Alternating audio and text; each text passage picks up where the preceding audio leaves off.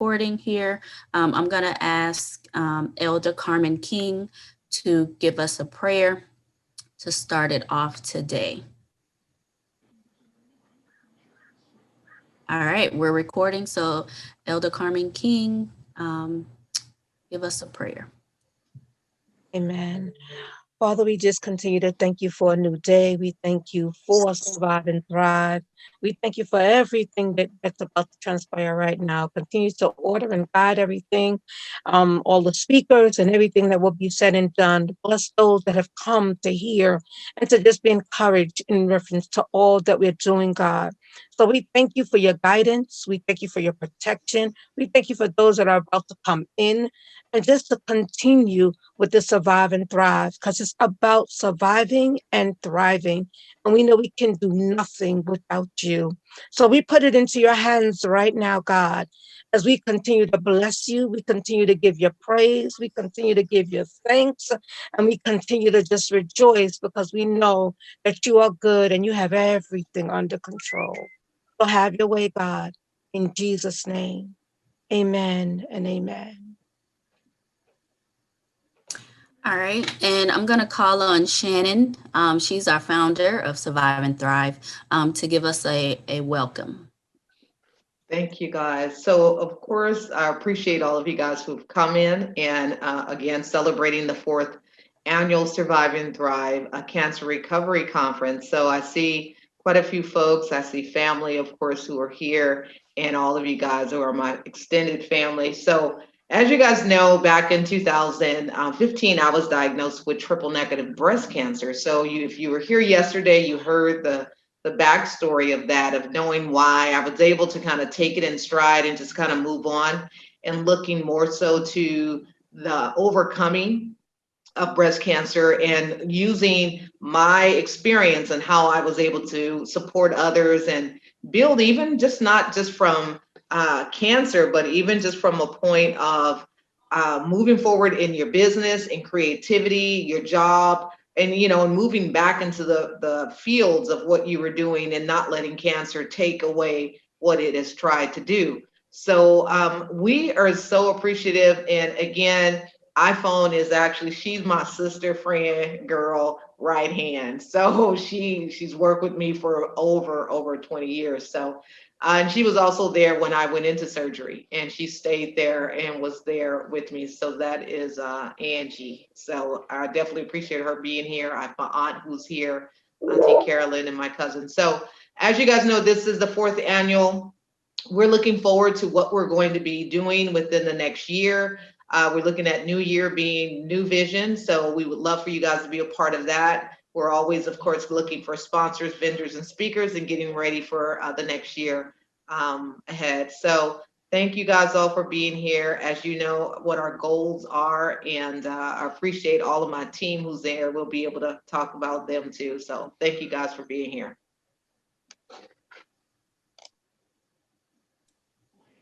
Thank you, Shannon, for that. And really quickly, I want to say, everyone, just make sure that your microphones are muted. We don't want any background noise or any distractions at this time. So up next, so I'm doing a little double duty right now. So I'm going to introduce myself. I am the keynote speaker for today.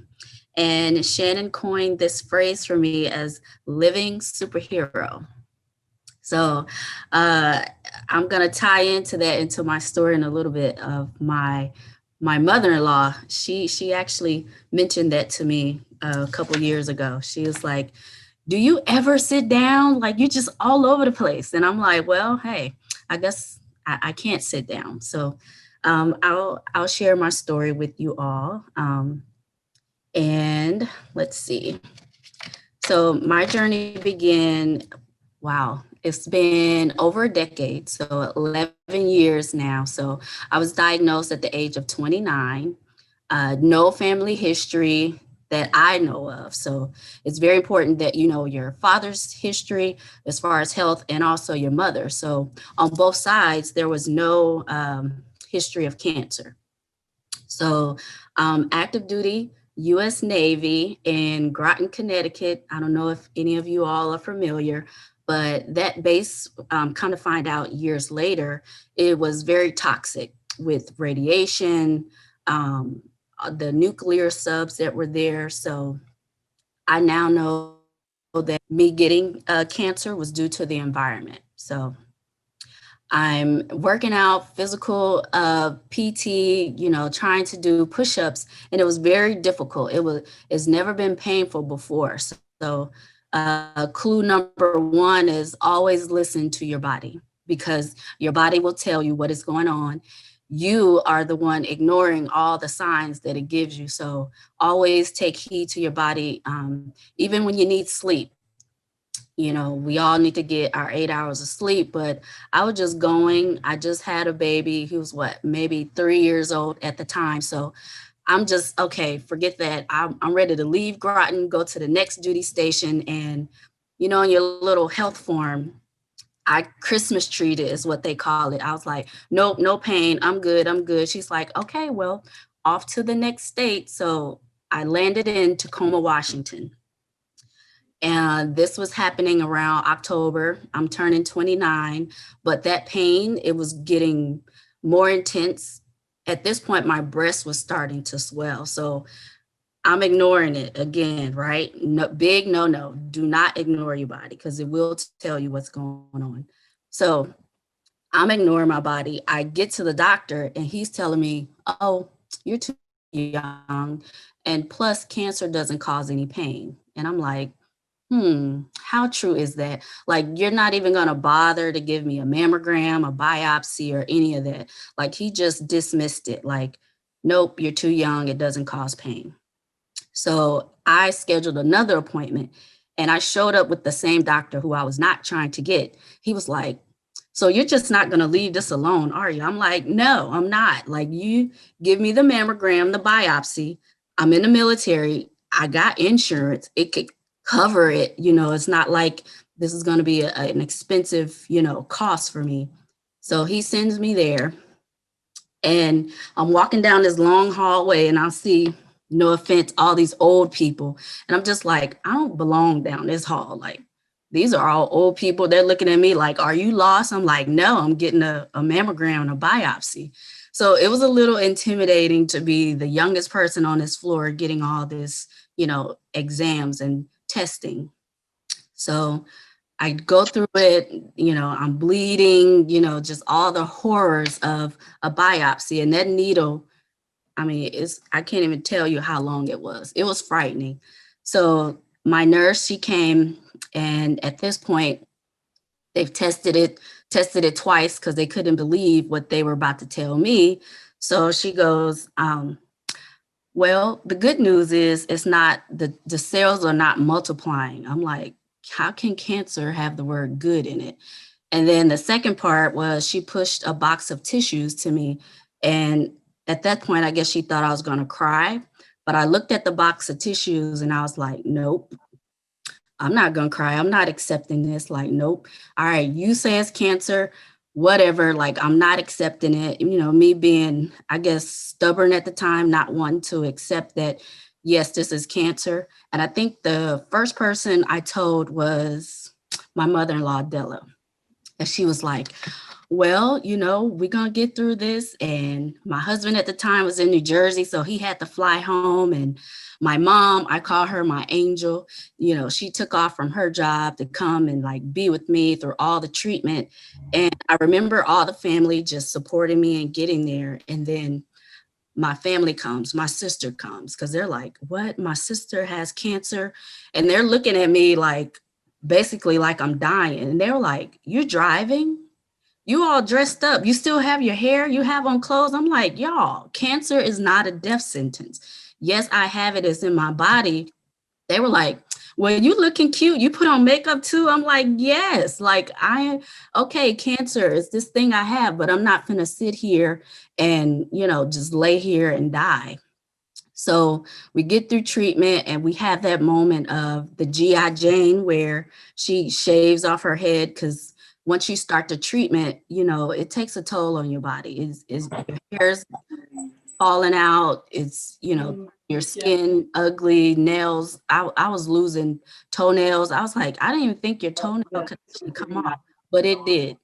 So she helped me. My sister Kim, she's not on. I invited her here today. She helped me shave my hair. And that was the most empowering part of it all, because it was like, all right, you have cancer, but there are things that you can control. Uh, Carolyn, can you mute yourself? Or Shannon, can you mute? There you go.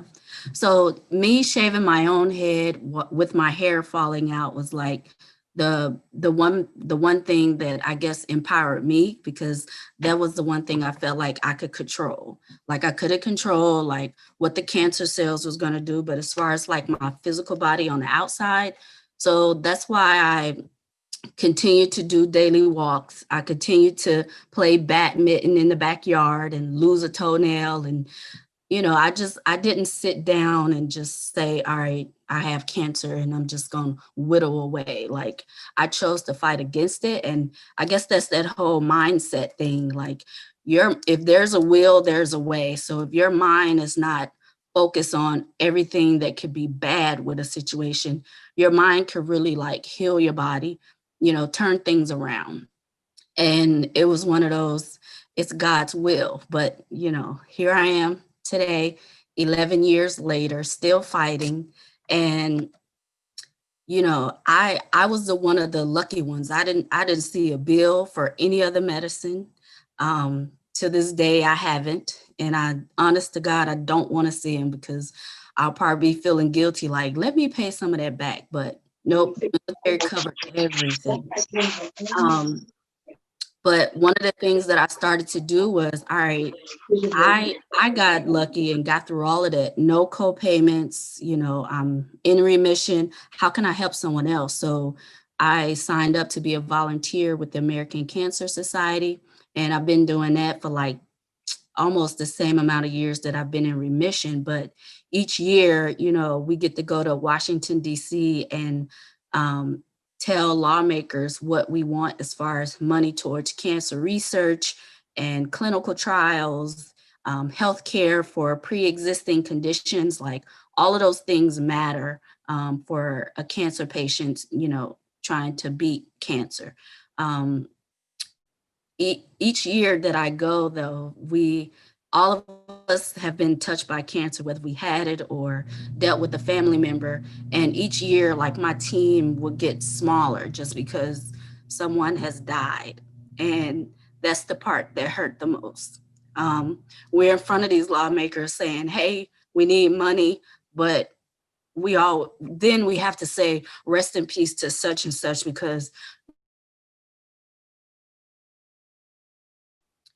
you know, I stand here with a strong pose, you know, my superhero pose, but we have to do better. We have to at least help someone who, you know, can't afford their treatments. That's what the whole idea of the why behind Survive and Thrive is, to fundraise $5,000 so that could cover someone that we know who is dealing with their treatment and can't afford it or have to put it off. And I think I'll leave it there. Are there any questions for me? Or, you know, you could put them in the chat box, but I'm excited to be here today. I didn't want to cry, so I wanted to keep it together. So thank you all for listening to me. And that's it. So thank you. Thank you, Latina, for that presentation. And as she said, she's doing double duty, but we know we have definitely some of our team folks who are here. And I appreciate everybody and all who have been coming in and all the folks who are popping in today. So we'll proceed and continue with the rest of the itinerary. All right, so let me clear my throat. Up next, we have Dr. Tammy. Dr. Tammy, I hope your sound is much better. Let's see, I've been playing with it. Okay, that's better. Okay. I So, realized I had it auto connecting and it was going to a different system. I guess it was going to the headphones. So I think I okay. got it. If not, Uh, I got backup stuff going on. awesome. All right, Dr. Um, Tammy, the floor is yours. Thank you. Well, thank you, Tina, because that was I don't know who planned this agenda, but that's perfect segue into what I want to talk about because she mentioned about not giving up and keep pushing and mindset. She even said the word, so thank you, and purpose. So, and that's what I want to talk about because I have family members. My aunt was recently diagnosed with breast cancer last month, maybe August. And so she's been going through chemo treatment as we speak and not doing as well with the chemo, like her body, just because she's tired. And y'all know, some of you who have been through it know what it does to the body. And so she's experiencing some of that. And Sass, I miss you. And so I want to talk about detours to destiny. And that is going to be the topic today, because I know that when things happen, um, and when you're going through something, and it doesn't, and some of us, we are supporters, and some of us are survivors. And and so no matter where you are, we go through something, and we're in the middle of a pandemic. So we're going through that, right? My sister this past summer was in a coma for 9 days. She literally died and she came back and she's here today doing well. My mom was in the hospital for 11 days. Then my aunt has been diagnosed with breast cancer. It has just, things have been happening. And I want to talk about these detours, these things that serve as distractions in our life. And there are things that, and I want to talk about why that is a little bit. So let's talk about purpose first. What is our purpose? And I know some people don't know what their purpose is. Some people are like, I don't know, but I want you to think about, what is your gift? What is that thing that you can do so naturally without thinking? For me, it's teaching. Like, I am a teacher. I can teach you yoga. I can teach you Pilates. I can teach you reading. I can teach you writing. If I know how to do it, I can teach you how to do it. So I know that at the core of everything that I do, and even purpose planning, I can teach you how to do it if I know how to do it. So for me, it's teaching. That is my gift, is to educate and to teach and to share my knowledge and show others how to do the same. So if you know your gift, your purpose is how we serve others. And Tina mentioned it, how she kept going, like she kept engaging in life, like with her family and just enjoying being alive and continuing to fight. So your purpose is how you serve others. So how are you going to get back? And sometimes it's merely about your presence and a smile, just to know, like her putting on her makeup probably just gave somebody life. Even though they asked her about it, it probably gave them life to see her going through all that she was going through, but still getting up, looking cute and probably sexy, because that's what we do, ladies, right? And that probably gave them life. Like, what am I doing over here? I don't even have that going on, but I'm gonna keep going. So sometimes the way you serve doesn't have to be what you're doing, like something tangible. Sometimes it's about your mere presence.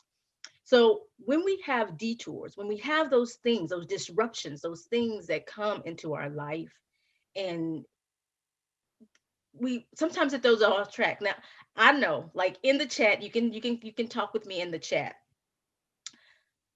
Some of you, those of you who drive, and you've been through a construction zone. And I know a few of us have been in Houston, in Dallas, and in Texas. And like, there's always construction in Austin. There's always in the bigger cities. There's always construction, and it's in the worst place, like where there's always traffic. But what happens? You encounter a detour. Detours are inconvenient. Detours throws us off track. Detours take time. It adds time to our journey. But one of the things, and I'm going to share some quotes from here. I'm actually going to share 3 quotes from my book. One of them is, detours Let me get it. Let me get everything. Detours are redirect our path, but not the destination. So even though you're encountering detours, it doesn't mean the destination or how you're meant to serve others. Your purpose will change. Detours are distractions. They are unpredictable and inconvenient. They throw us off track and make us feel like we don't know where we're going sometimes. And I think that's basically what Tina described. And so that's why I said her talk was her share was so perfect, because she was talking about a detour to her destiny. And sometimes we doubt God's plan because things don't go the way we think they should. Sometimes we even push things to the side. So those of us that are survivors and those of us who may not have experienced cancer, we have experienced a detour. And sometimes we push things to the side because to do what is safe, what is okay. Like she could have stayed at home in her bed and protected her toes, but she didn't. She said, I'm going to go out there, I'm going to play. And if I lose a toe, it'll come back. I'm sure that was, in one regard, she's probably like, wow. But she probably thought, it's going to be okay. Because we don't see a clear path is why we do that. Sometimes we even have people in our ear telling us, why are you putting on that makeup? What's going on? What's up with that, right? We shouldn't do the thing that we are called to do. And so when we're thinking about purpose, that also happens with our purpose. People telling us that, why are you want to write that book? Why are you starting that business? Why are you whatever it is? And it just doesn't make sense to them, and it's not supposed to. So I'm going to do a couple of disclaimers. Number one, opposition does not mean you need to detour. So you don't create a detour because you think there should be one. So sometimes when something happens, we decide to do our own thing and get thrown off track and don't pay attention. Detours will happen. Detours will happen. And along the way, without your interference. So you don't have to do anything. Okay, so don't create a detour. It's going to happen, believe me. And number two, resistance. When you're feeling like you don't want to do something, you can't do something, that's not what you're meant to do. That's crazy. I don't know what I'm thinking. You start self-doubting. Resistance is internal. It's all internal. We typically blame it on other things. I don't have money, right? We blame it on those things, but it's really internal. So when you're feeling resistance or opposition, it's internal, which means that could be self-doubt, that could be fear, that could be procrastination, guilty. It could be any of those things. Avoidance, maybe even avoidance, that's resistance. So just know when there's a detour, one, you don't have to create one. Two, you're going to experience resistance. And so part of that is overcoming the resistance. So I want to share 3 things with you today, and then I'll end. I promise, Shannon, I'm not going to go long because I can go. This is my thing. But I want to share 3 things or 3 reasons why you shouldn't be afraid of detours, why you should be expectant that detours will come. Number 1, detours are part of God's plan.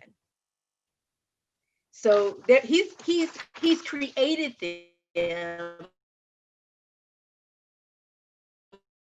for you. What his plan is for you before you were born. Detours are a part of God's plan. He doesn't allow anything to happen that he doesn't want to happen. So expect detours and know they will come. Now I didn't say prepared. Now don't mix my words up. I didn't say be prepared, because we're never prepared for a detour. When you get that diagnosis, when you get that phone call at 5 a.m., we're never prepared. But know that they will come. And then you can go to the next thing. Okay, so what do I need to do in this moment? What is my next step in this moment? You can not dwell on the actual detour. You expect that part. Okay, but this particular detour, how do I handle that? Number 2, detours are distractions. They are distractions. So just know not everything is going to go as planned, but we get caught up in them, and that's normal. We get comfortable while detouring. We can't get comfortable while detouring. You can't allow, just follow the signs. You got to still keep, what is my purpose? What am I meant to do in the back of your head? Yes, you must read and follow the signs. You must follow God's plan. You must listen, but you must also know that you got to keep that purpose. What am I meant to do? How am I meant to serve in the back of my head? Number 3, detours are necessary. I know y'all are thinking, no, they're not. I can do without a detour. I know. I can too. I've had so many in the last 2 months. It's crazy. But detours are necessary because they are preparation for whatever that destination is that you know is out there, a preparation for whatever you are dreaming of doing, that vision of yours. Detours are preparation because there's something you need to learn while on that detour. There's something you need to learn in that detour, whether it's how to deal with other people, whether it's how to love yourself. It could be just about anything, but detours are necessary. So just know that you may learn about yourself or where you're going. Maybe you're not prepared for that destination for where you're going. I thought I would be a homeowner right now, but maybe you weren't ready to be a homeowner. So there was something, a detour that kept you from doing that. So see, I'm giving examples because it could be just about anything that you have a vision for, that you have a goal to reach, a dream. It is developing something in you for wherever you're going. So those are the 3 things. It's part of the plan. They are distractions, but you got to stay focused. And that's what my grandmother always says, stay focused, stay focused. She tells me that. She'll send a text, stay focused, because we get those detours and they are necessary. Detours redirect our path, not the destination. Detours redirect our path, but not the destination. If you have any questions, you can put them in the chat. I would love to answer any questions if there are any. I know I may have gone over my little 15 minutes, but but definitely connect with me if you have any questions. If you need support, just let me know. I'm here. All right, Tina. Thank you. Dr. Tammy. Shannon, really quickly, is Dr. Manvi, is she on? Yes. Okay.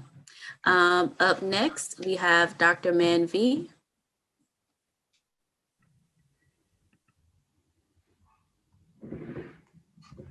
Hi, everyone. Can you hear me? Yes, we can hear you. Okay. Hi, I apologize for missing yesterday. I got the time mixed up. But I'm Dr. Manvi. I'm a naturopathic doctor. So today I'm just going to talk about naturopathic medicine and also about ketogenic diet. So naturopathic doctors are licensed doctor, primary care mainly. We focus on prevention and self-care. That's what it is. The main treatment modalities that we use are more natural, like herbs or lifestyle changes, nutrition, basically helping the patient body function better and just support them so that they can feel better. So I have a clinic in Oakland and I've been practicing for 5 years. We do have a lot of cancer patients, so the kind of care that we give them are supported them through chemotherapy or radiation just to give them more energy, feeling better so that they can still function. So we do a lot of nutritional IV. Nutritional IV is so good because all the vitamins and minerals that we give them go directly into the system. So it's go directly into the veins and give them all the nutrient that they need to help them go through the chemotherapy or even after chemotherapy when they're recovering. It helps them feel better. So IV is really important. A lot of patients, they come in regularly for that. So if you know anyone who going through chemotherapy or radiation or any cancer treatment, let them know about that. They can look up any IV clinic in their area and go there, get the IV treatment.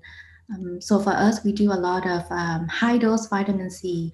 So high dose vitamin C is really great because many research show that it can help kill cancer cell while not harming the normal cells.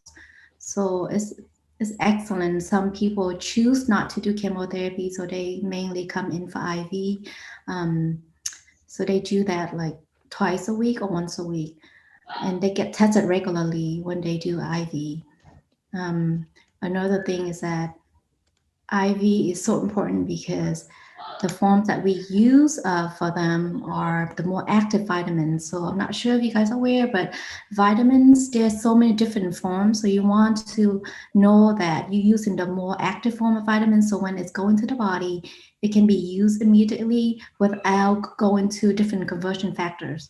So vitamins are important. For example, vitamin B12, a lot of people are lacking it. So vitamin B12, there are 3 different forms. You want to use the methylcobalamin instead of cyanol. So if you look at any bottle of vitamins and look at the B12, you will see that they will tell you what form it is. That's what you want to look at. It's really important to look at good form of vitamins because when you take it, you can absorb it, or else you're not absorbing it. So it's just a waste of time and money, really.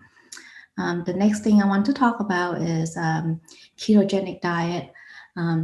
So what it is a high fat, medium protein, and low carb diet. It's very anti-inflammatory, so it's great for anyone, especially anyone who wants to lose weight. I really love it because I started ketogenic diet about 3 months ago, and I noticed a huge difference. So I was working out very hard and eating fairly clean diet, but I didn't lose any weight.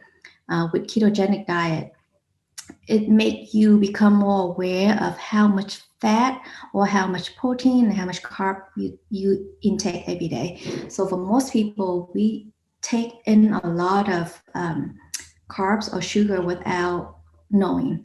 And a lot of my patients that I notice are having what they call insulin resistant, which means when you eat carb or sugar, your body are not really absorbing it.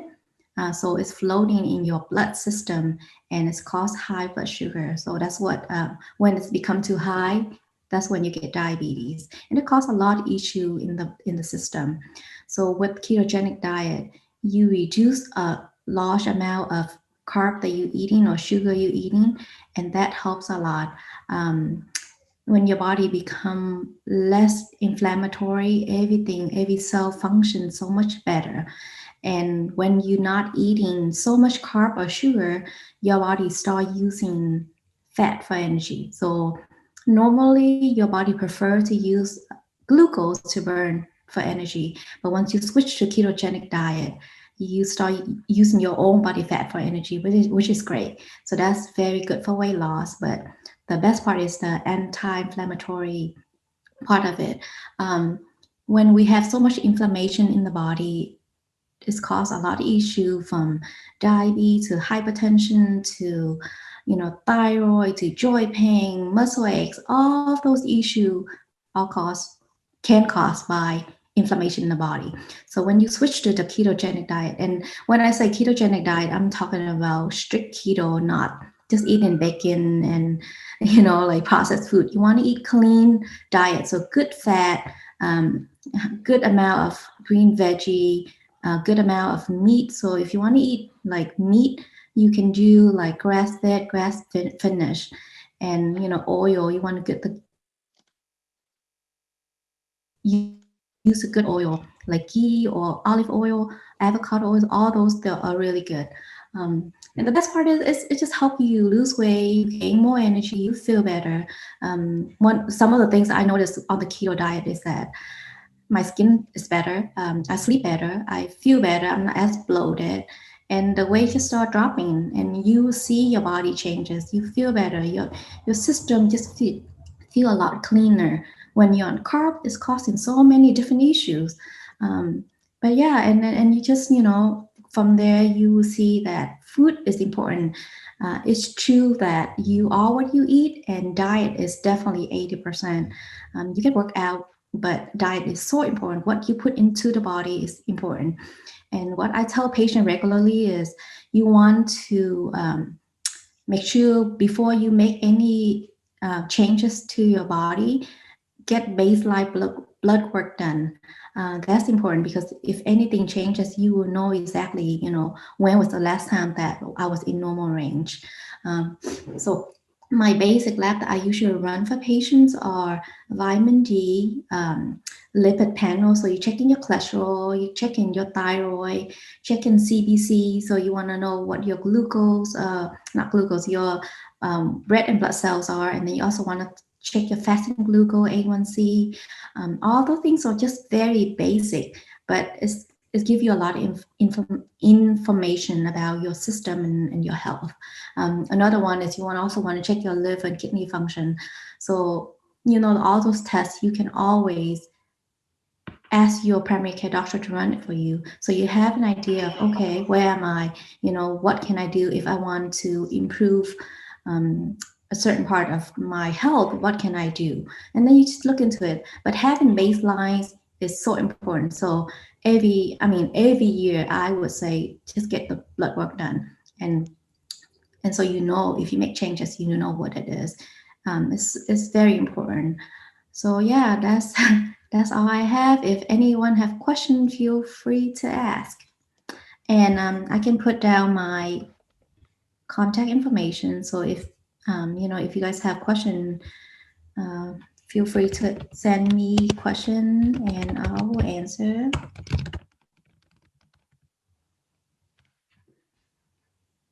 That's it. All right. We have a few minutes to take any questions, if there are any for the doctor.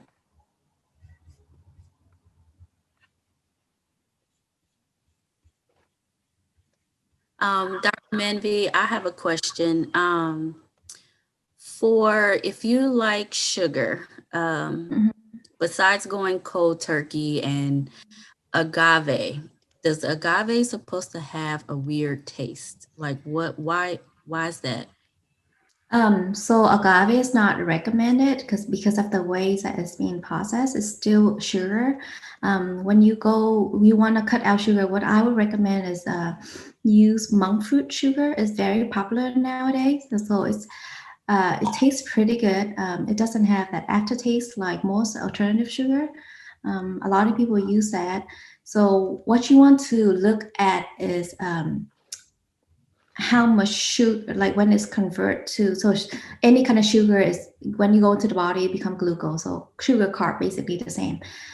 So yeah, you can just slowly replace the sugar you eat in your house with either, so Swerve is another one. So another brand that you can use, but Swerve, xylitol, monk fruit is the best one. It's also more gentle for the system to process. So yeah, just replace it slowly. You going cold turkey is very difficult. So yes, just replace it, and you see eventually you won't even notice. It tastes almost the same. Yeah, it's not too difficult. But when you make, I think the mindset is so important. When you decide to make a change and you say, okay, this is what I'm going to do, and then when you do it, it's just a lot easier than saying that, okay, I'm going to get more information and then just decide, okay, this is the day that I'm going to start making changes to my health. Then when you do it, it's just a lot easier. Thank you. We have Mhm. a question in the chat box. The question is, how do I get a more accurate report for BMI? The best way to get it is via a place that do body composition analysis. So I offer that at the clinic. So it's a machine that you basically stand on or hold on to, and it will measure your whole system. So it gives you an idea of how much fat you have, how much muscle you have, how much water you have in the system. So it's much more accurate than using your height and weight, because a person with 200 pounds and 5'10", and a fit person and an obese person with the same height and weight, their composition are totally different, right? But if you just BMI based on weight and height, they had the same BMI. So a body composition analysis is so important.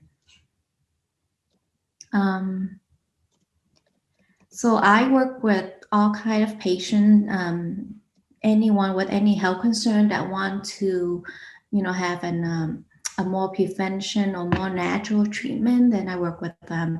So yeah, we have a lot of diabetic patients. Actually, my mother is diabetic, and I'm using a lot of nutrient with her. So I give her supplements. So I wean her off her metformin and all her hypertension drugs and high cholesterol drug. So because I know all those things are not really helping her, so we switch into the keto diet for her.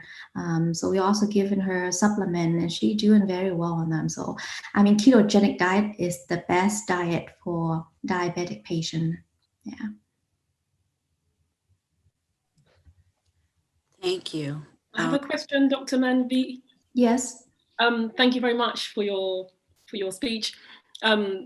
So the ketogenic diet is quite controversial between naturopaths, because one will say one thing, the other will say another thing. So I'm a bit confused. Mm-hmm. So when we talk about fats, proteins, some people are going to eat eggs and sausages and see that as protein. What is your take when it comes to the sort of fats and proteins that we should be eating if we choose the ketogenic diet? Yes. So I mentioned earlier that when you want to have the best benefit from ketogenic diet, you want to do strict keto. So a strict keto is basically very clean eating. So the sort of protein that you eat is varies. It really depend on whether you're vegetarian or vegan, or you okay with eating meat and all of that, right? So if you eat meat or fish, you can do fish. Make sure they're wild. For example, salmon is great. You want to eat wild salmon instead of farm salmon. If you want to eat beef, you want to get the grass-fed, grass-finished beef. Or if you want to eat bacon, which is controversial. So there's bacon that are without any additive, no growth hormone and all that. So it's very important to look at labels, what you put into your system. You want to look at, okay, where is it coming from? What's in it? That's why. And then in terms of fat, you can get enough fat from ghee. Is excellent because it's help with your small intestine. So it help your body break down food better, bacteria, feeding the good bacteria in your system. Ghee is good. You can use grass-fed butter. You can use olive oil, avocado oil.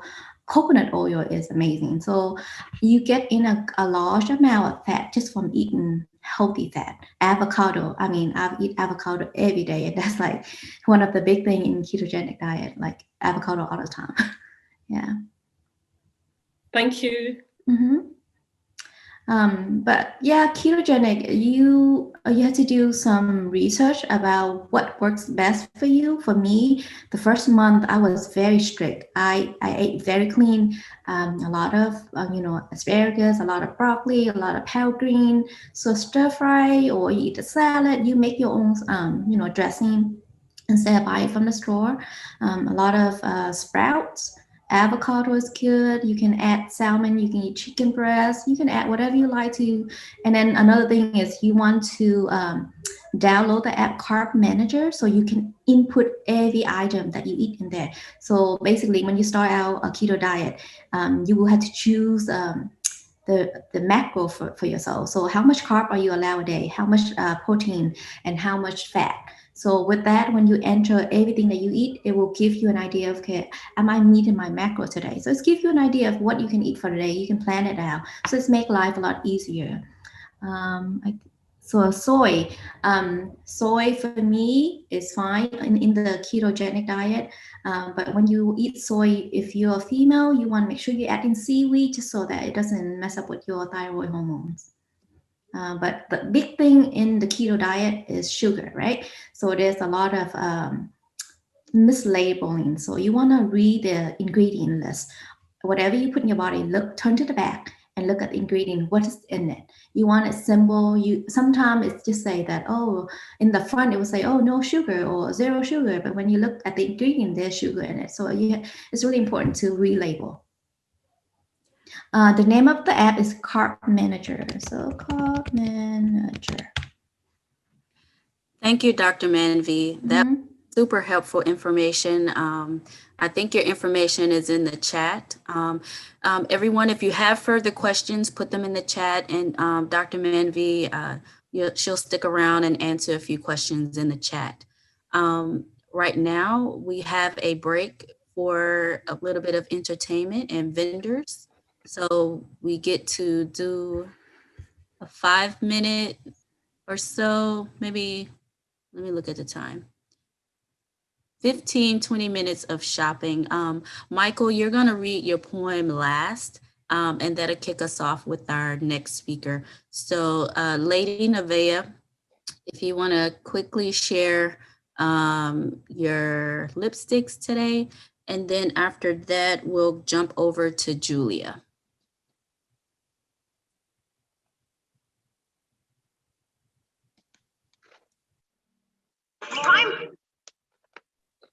Okay, I had to leave for a minute.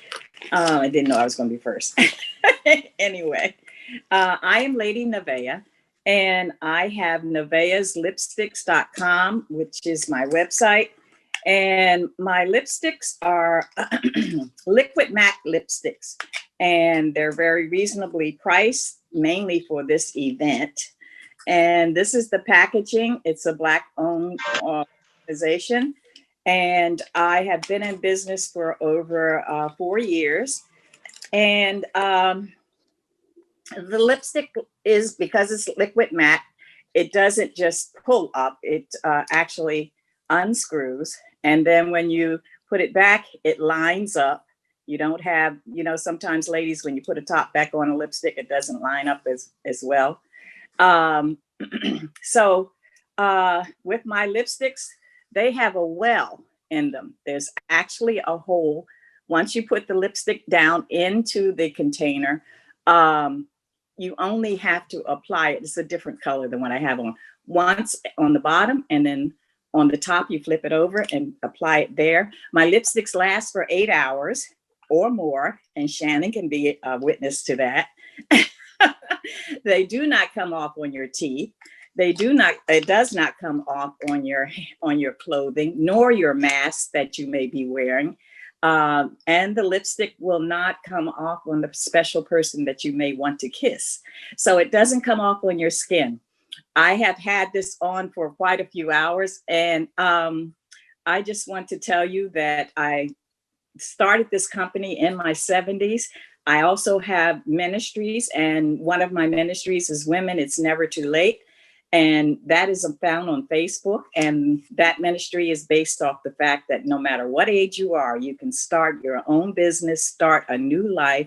And now with this pandemic, start a new you, just mindset of how you may think. I also have a ministry which is called Men's Devotional, where I give affirmation and also encourage and empower men with the word of God.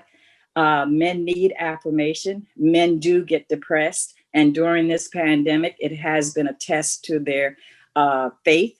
If they are not believers, I offer the prayer of the prayer of salvation at the end of each broadcast on Periscope. I enjoy doing this ministry. This is something that the Lord has given me to do. And my third ministry is for children. It's called Kids Story Time. I have a YouTube channel there where I actually read various stories to children, especially now during this time when they're home. They can click on YouTube and be able to hear my various stories under Kids Story Time. I have had quite a bit of reactions as far as my men's devotional, which was really challenging to me. And I asked the Lord, how can I, as a woman, offer a men's devotional? I'm not a man. And the Lord put in my heart that the first person to speak to a male child was the woman who gave birth to them, or a woman who took care of them. So women, with that being said, I hope that you'll visit my various websites, various social media, Men's Devotional, Women, It's Never Too Late, and also the kids' story time online. And the lipstick is a byproduct, and this product is a good product, and it has really helped fund some of my other ventures that the Lord has given me to do. Thank you, Lady Nevaeh. Put your information in the chat. And up next, I think I called on Julia. Julia, I don't see you. Let me scroll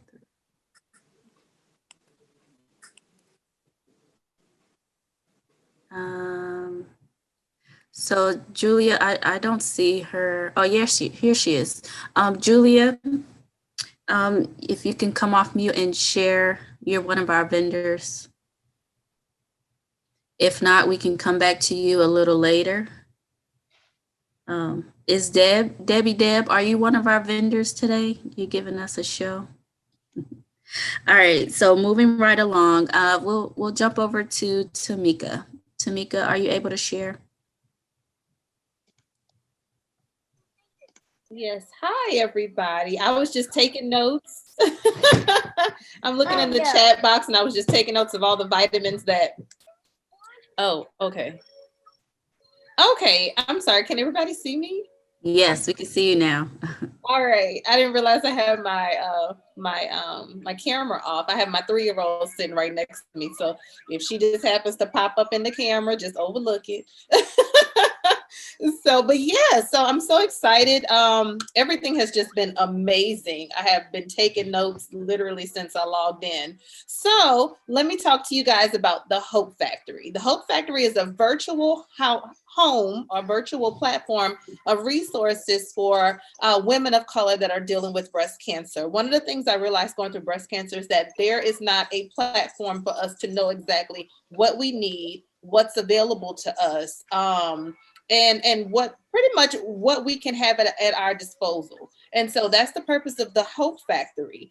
Also with the Hope Factory, we're pre-selling our children's book, which is a fantasy superhero book called Pink Hope and the Hope Leaders. And so it follows the life of a little boy named Devin, whose mom has breast cancer. And Pink Hope is this beautiful chocolate superhero that explains to him what breast cancer is and how he can be his mom's hope leader. So I'm super duper excited about that. Pre-sales, we are pre-selling now, even though we wasn't supposed to start pre-selling until the 16th. We have started pre-selling and things are going very well with that. Also, going through this process, I created a social media group for Black mothers because I'm a mother going through breast cancer and I have 3 kids. And so the name of the group is called Black Mothers and Pink Ribbons. We're on Facebook as well as Instagram. You can also find it on our website.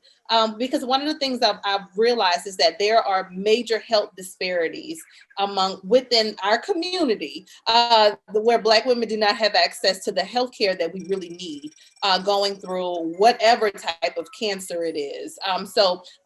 Black Mothers and Pink Ribbons is something just to kind of give Black women and Black mothers a safe place to discuss their issues, discuss their concerns, their anxieties, and also to provide solutions to the issues that we're dealing with. Our website is www.hoperulestheworld.com. Our social media handles are also on our website. So if you visit that website, you'll be able to find our Facebook pages, our Instagram pages. You can go and join our groups. You can look through our merchandise. We do have breast cancer t-shirts for mothers as well as children. We have mugs. I think we even have a fanny pack on there. So honey, y'all go check out the shop. Go shopping, honey, and purchase some stuff.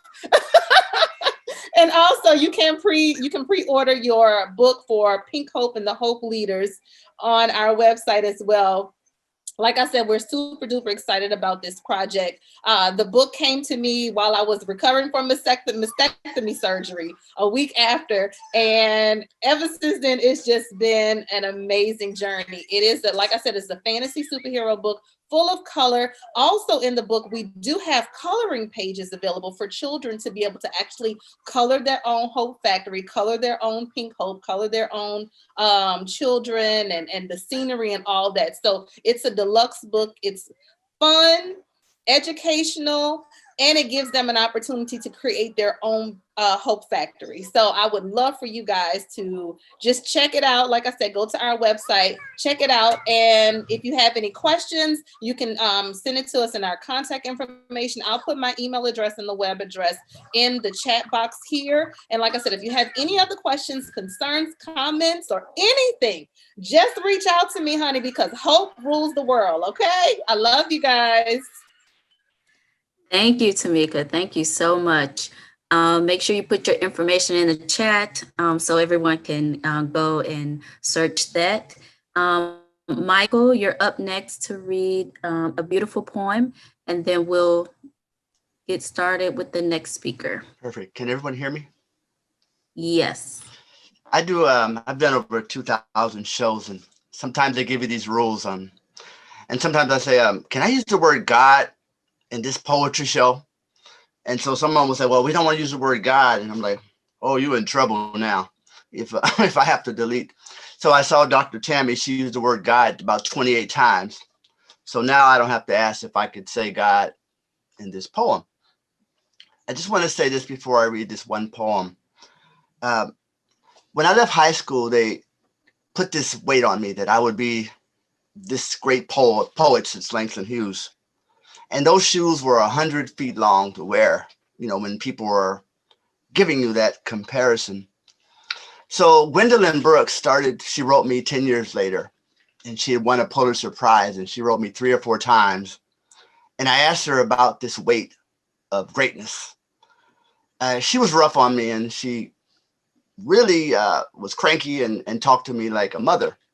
So finally, I had to go meet Maya Angelou. A year before she passed away. And when I saw Maya Angelou, I got a glimpse of what kind of poet that I needed to be. So before I read, this is the book I didn't show you yesterday. It's called They Wouldn't Let Me Be White. It's also on Amazon. The poem I'm going to read is called Rise. Rise. And I'm going to speak to each and every one of you and ask you personally to rise for Maya Angelou. Okay, we're going to start off with Genesis. And God said, I'll make me a woman, black like the night, brown like the mud beneath my feet. And God saw that she was beautiful, but not complete. And the angels began to sing and said, God, she's beautiful, but she doesn't have that swing. So God gave her the rhythm of the rolling sea and the grace of the blowing wind. And she stepped forward and backwards and forwards again. And God looked at this woman with fascination, saying, Mother Nation, Mother Nation. This is Rise. Rise like Mama's shortening bread. Sing like the coffee pot. Rise, my Harlem sister, Wall Street sister, Watts. Rise up like Nikki, out like maple syrup real quickly, or like molasses, slow and sticky. Shake it like Josephine, or keep it still. Swing it, sing it, just bring it up to the hill. Keep it there until. Rise, sister, rise. Sisters with freckles or mahogany eyes. Shout it like Angela, or just be quiet. Tiptoe in the leaves, or make a riot. Just try it. Hebrew sister, Buddhist sister, Jewish sister, Jesus sister. Pleased to meet you, sister. How are you, my Muslim sister? Rise. Moan it like Mahalia, croon it like Lady Day. Rise, sister, rise, what you say. This is your hour. Show your power. Sweet like honey or brown like bread. Yellow like a daisy or black like lead. You can let this go to your head. Rise, sister, rise. Chime it like Sarah or rhyme like Miss Angelou, shalom, aloha, more power to you. Shouting sister, pouting sister, tell it on the mountain, sister. Hallelujah. Cocoa sister, white sister, ebony surmise, hazel, brown, green, or blue eyes. Doesn't matter to me as long as you rise. Rise up singing, praise your Lord.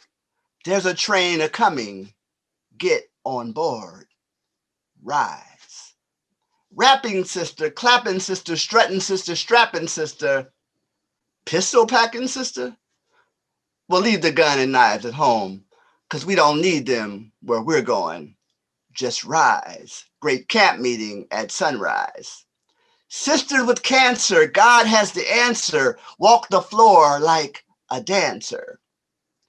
Rise in Detroit. My Michigan sister doing the cha-cha. Rise in Baltimore. My Baltimorean sister doing the gotcha. So why don't you rise? Rise like the pyramid, sturdy and strong. Chicago sister, New Jersey sister, if you're hearing this, just add on. In the morning, we'll be gone. Got some rising to do. Rise.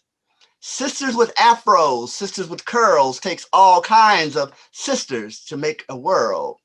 Wish you were my girl.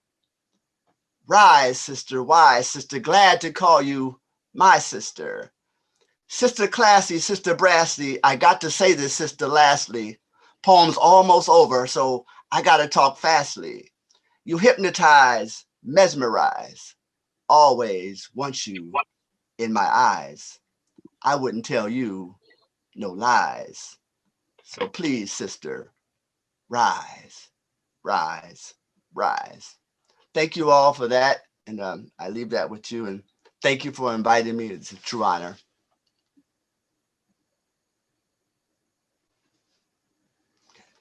Thank you. That was great. Thank you. That was lovely. Thank you. Thank you. You're welcome. I want that one. I want to hear that again. So, Oh.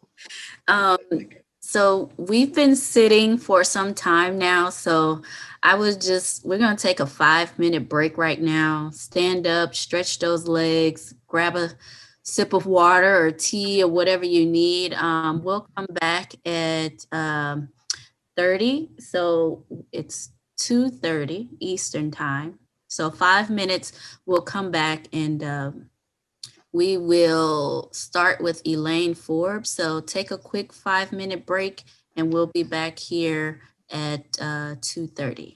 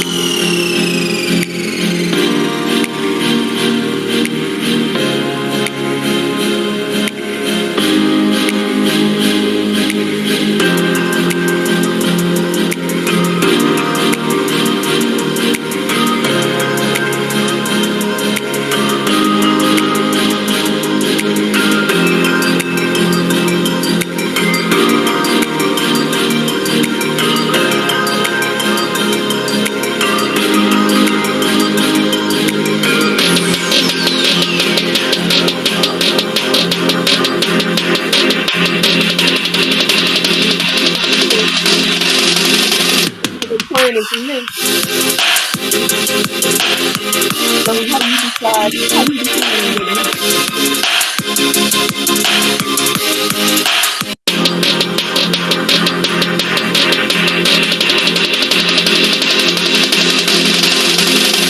Oh, sorry. Who's recording? Somebody's recording me?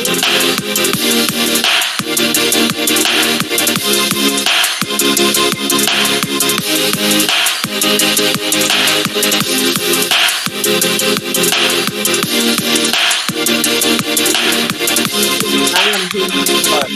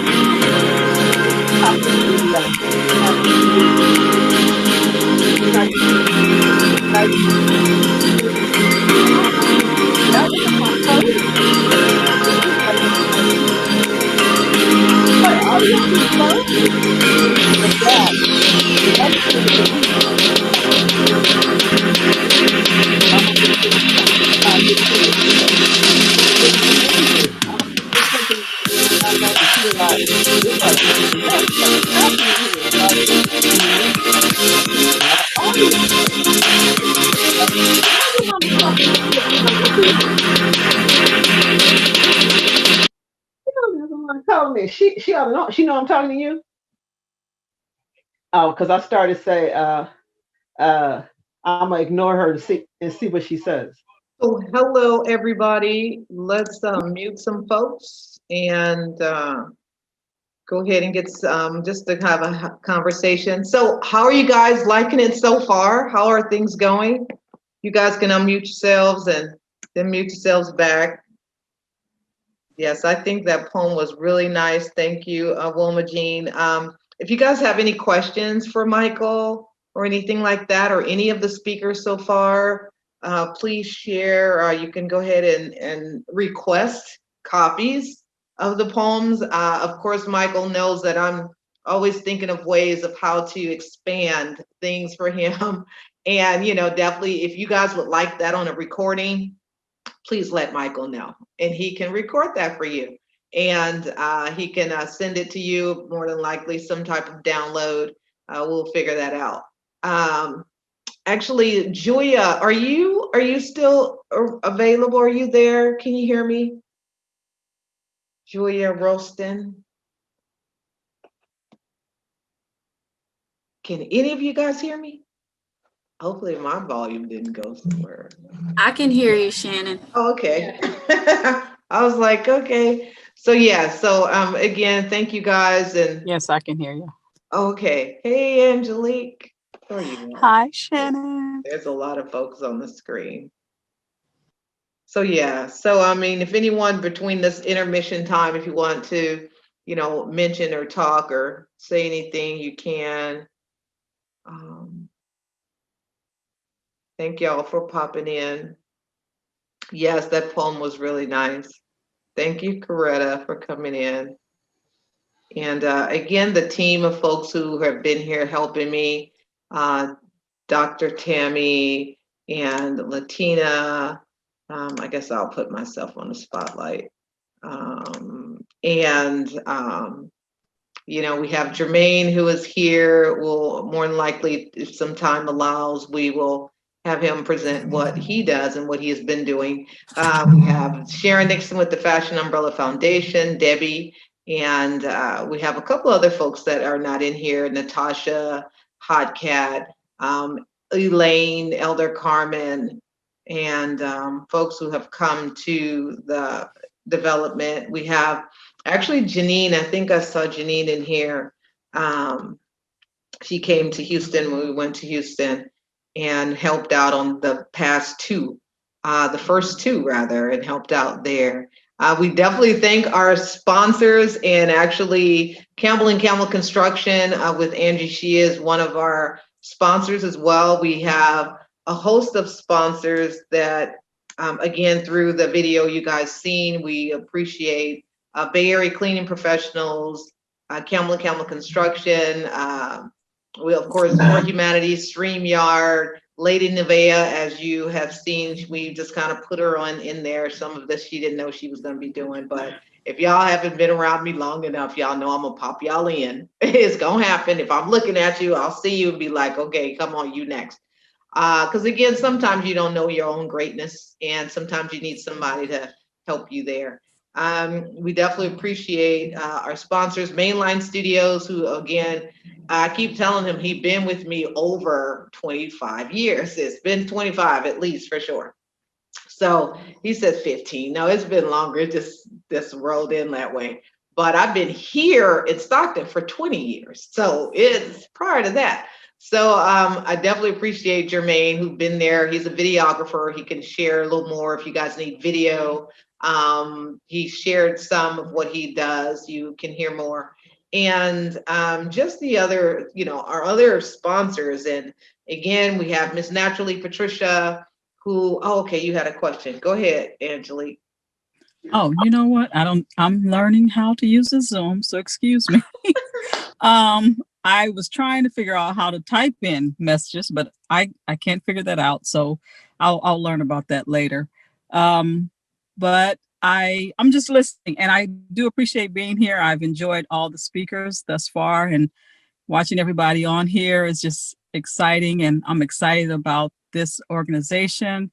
I'm just excited and appreciate the knowledge, because a lot of times we go to doctors and we don't get the full. We get partial of things, and we don't be told the truth a lot of times.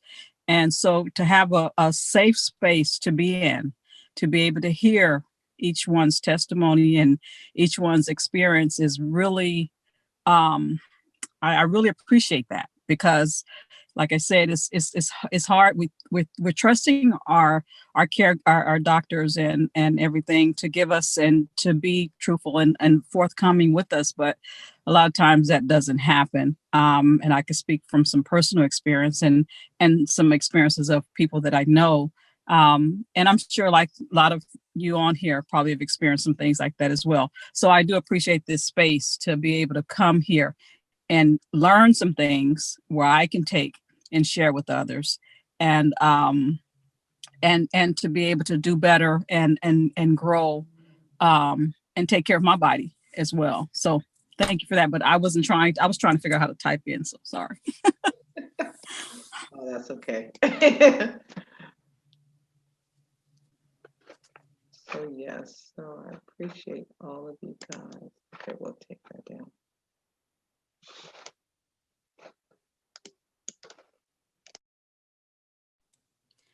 All right. Thank you for sharing. And I'm Shannon. She's a blessing in so many ways. So Shannon, without further ado, should we bring on Elaine Forbes Daisley? I learned something new. Yes. Let's see. Elaine, are you here? You're up next. Let's see.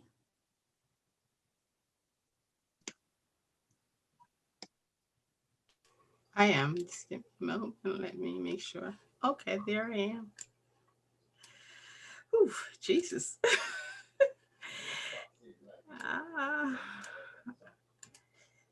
Okay. Good afternoon, everyone. I am deeply honored by the invitation extended to me to speak to you today. It is always a pleasure to come and to attend. I have pleasant memory of my visit 2 years ago when I spoke at the second Survive and Thrive conference, and I had the opportunity to meet the late Sharon, who lost her life to cancer, and I was touched by her story, and that's why I continue to do this, and I'm sure if you had met her, you too would. I want to start with this quote: "Money is a good servant and a bad master." Sir Francis Bacon. I am Elaine Forbes Daisley, aka the Elaine Forbes. I eliminate the frustration of bookkeeping so entrepreneur can grow, scale, and profit by providing a seamless process of taking every receipts and invoice and turn them into useful data that can be used to prepare taxes, financial reports, and cash flow management. I do this all inside of my group, Create Financial Solution. I'm an author, a speaker, a business development strategist, a financial advisor, and most importantly, I am a virtual accountant.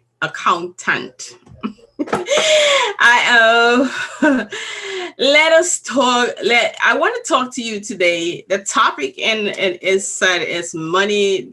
Money matters and profit planning. But let me just talk to you a little bit about the account, how I got into the financial services and the accounting industry. I did accounting in high school, and I got put into the class because I wasn't smart enough to go into the sciences. And I don't know if anyone out here can relate to that, but you are placed based on your smartness, and I was not smart in science. I have two children who are very smart when it comes, especially one, my daughter, because she's now studying to become a doctor. So smart in the science. I have no desire to do science, but like they say, accounting is a science, and I'll take that for it. So I always wanted to become an accountant during school. So I continued over the years in the accounting field. And so I've been in the accounting field for over 35 years. I think I'll stop at 35 for right now. And for the last 10 years, I've been in the financial services industry. And some of the shocking thing that I found out, especially coming into the financial services industry, is the lack of financial education, especially among Black people.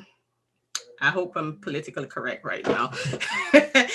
So I in my group, one of the things I want to say, and I've been reading and I've seen it, is that in our culture, we are not taught, or money is taboo. We don't talk about it. Just like we don't talk about sex, we don't talk about politics, we don't talk about religion. But money matters. If money did not matter, what would you do? What would be the results of your life? So although we don't talk about it, it is important. So I posed this group posed this question in a group a year or so ago, and I asked, what are some of the things that you've heard about money, or myths or saying? And you can put some in the chat. So if I'm going to just read about 3 or 4, if you've heard those, say yes. If you've never heard them, say no. And if you know any, I want to know, what is the myth that you know about money? So one of the one that most people, and I know Michael said, Dr. Tammy said God 28 times. I'm like, oh my God, I was blown away by that. But one of the ones that everybody, or I think, that's just my opinion, that everybody knows is money is the root of all evil. Am I the only person who have ever heard that? Because we quote it from the Bible. But that is one of the most misquoted scripture in Bible, because that's not what the Bible says. So your homework, because I know Dr. Tommy says we got to do homework. Your homework is to go back, read that scripture and see what it says, right? Another one, I grew up in the Caribbean. I'm a Jamaican. And one of the ones that I've always heard is money don't grow on trees. Anybody have anybody heard that? Don't grow on trees. Yeah. Okay. Yes. Another one, it takes money to make money. And I put this one in because most of the stuff that I talk about, or often talk about, has to do with business. And we tend to say that money, it takes money to make money. If you've heard of those, just let me know. I seen like about 12 different ones in the group when I posted. And if you wanted to see those that are there, or if you have some more, put them in, because I'll stuck them in the group. And that's a group that I have called Create Financial Solution. We need money. We need money. We need money. And in my quest to find out about money, because I am always on a quest to find out something. And in my quest to find out about money, and while we are so afraid of talking about money, I've read several books. And one of them that I'm actually currently reading is one that Tony Robbins write about money. And he talk about 6 reasons why we need money, or money helps us to we want to have money so we can show love. We want to have money so that we can connect. The reason why we're having this conference is because we need money to help others. And that's one of the quests that we have in life. Some of us want to help others. Some of us want to help our favorite charity. And that's one of the reasons why money matters. You know, some people might say, oh, I don't need money. All of us need money, because it's not the money that is important. It's the experience that we get from what the money can bring to us, right? I see money as a tool. So you use money as a tool so you can get certain experience. You can connect, you can show connection to others, you can show love to others, you can donate, you can build schools, and I think as Latina spoke about even the quest that she's on to make sure that money is available and for research in breast cancer. And I'm sure Shannon's quest is to make sure that we have money for people who was not able to take care of their copay, right? And I'm not sure who was here last night when she spoke about she had insurance, right? She had insurance. She put some stuff in place, because that's one of the problems we face is that we don't put enough stuff in place for when I call it obstacle detour. I think that's what Dr. Tommy called it. When the detour come or the obstacle come, we don't often have enough. Right. And even though, because I'm one of the person who talks a lot about planning, financial planning. But sometimes when we put plans in place, right, we don't plan for the detour or the obstacle. We don't plan for that. But what we do is we put some kind of plan. And when it falls short, we need help from others. And that's where like the Survive and Thrive come in with assisting people with the copay, right? And so I know she talked about profit planning, and I'm passionate about financial literacy, because most time we are not fully prepared because we're not financially literate. Right? We say, oh, we can't afford certain things, but yet we don't put a plan in place. Very paramount to our success. Even this Survive and Thrive, we have to plan for it. We got to make sure that we need money. And in order for us to move along the way, we have to have a plan. So I want to leave 3 things with you about that is very paramount to planning, especially when it comes to our finances. 1, we have to decide how much money we need. You have to decide, okay, how much money is it going to take for me to survive, to live? And then 2, you have to find the right instrument the right instrument, the right vehicle to make sure that you're putting that plan in place. And one that I love to talk about is an emergency plan, an emergency saving, putting down some emergency money, because we don't plan, like, one of the things, we don't plan for the detour. We don't plan for the obstacle. And my personal experience is I want to say 5 years ago, my car stopped working. And like most Americans, 69% of Americans have less than $1,000 saved.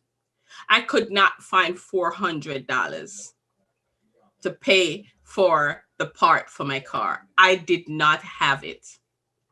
It was not in my bank account. It was nowhere to be found. And I said to myself, this is not going to happen to me again. It is not. I'm not going to need $200, $400, $1,000 and not have it.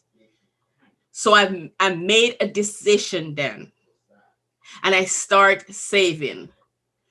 2 years later, I think that was 2015, because 2012 is when I started to save. And 2015, my car went. I was able to take, listen, don't judge me. I was able to take $2,500 and go buy me a used car.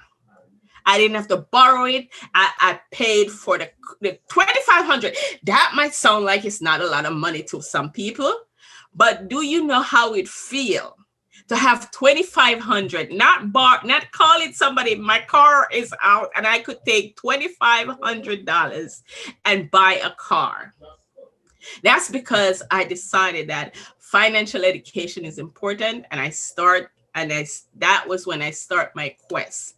And more I've seen people who need the assistance, who need the little help, right? So in 2017, I wrote my first book. It's called Financial Planning Made Easy, right? I wrote this book, and I started to talk to people, and now I got back into my accounting, and I realized that most people, when it comes to their business, they don't have a plan for their business to make money, and that's called profit.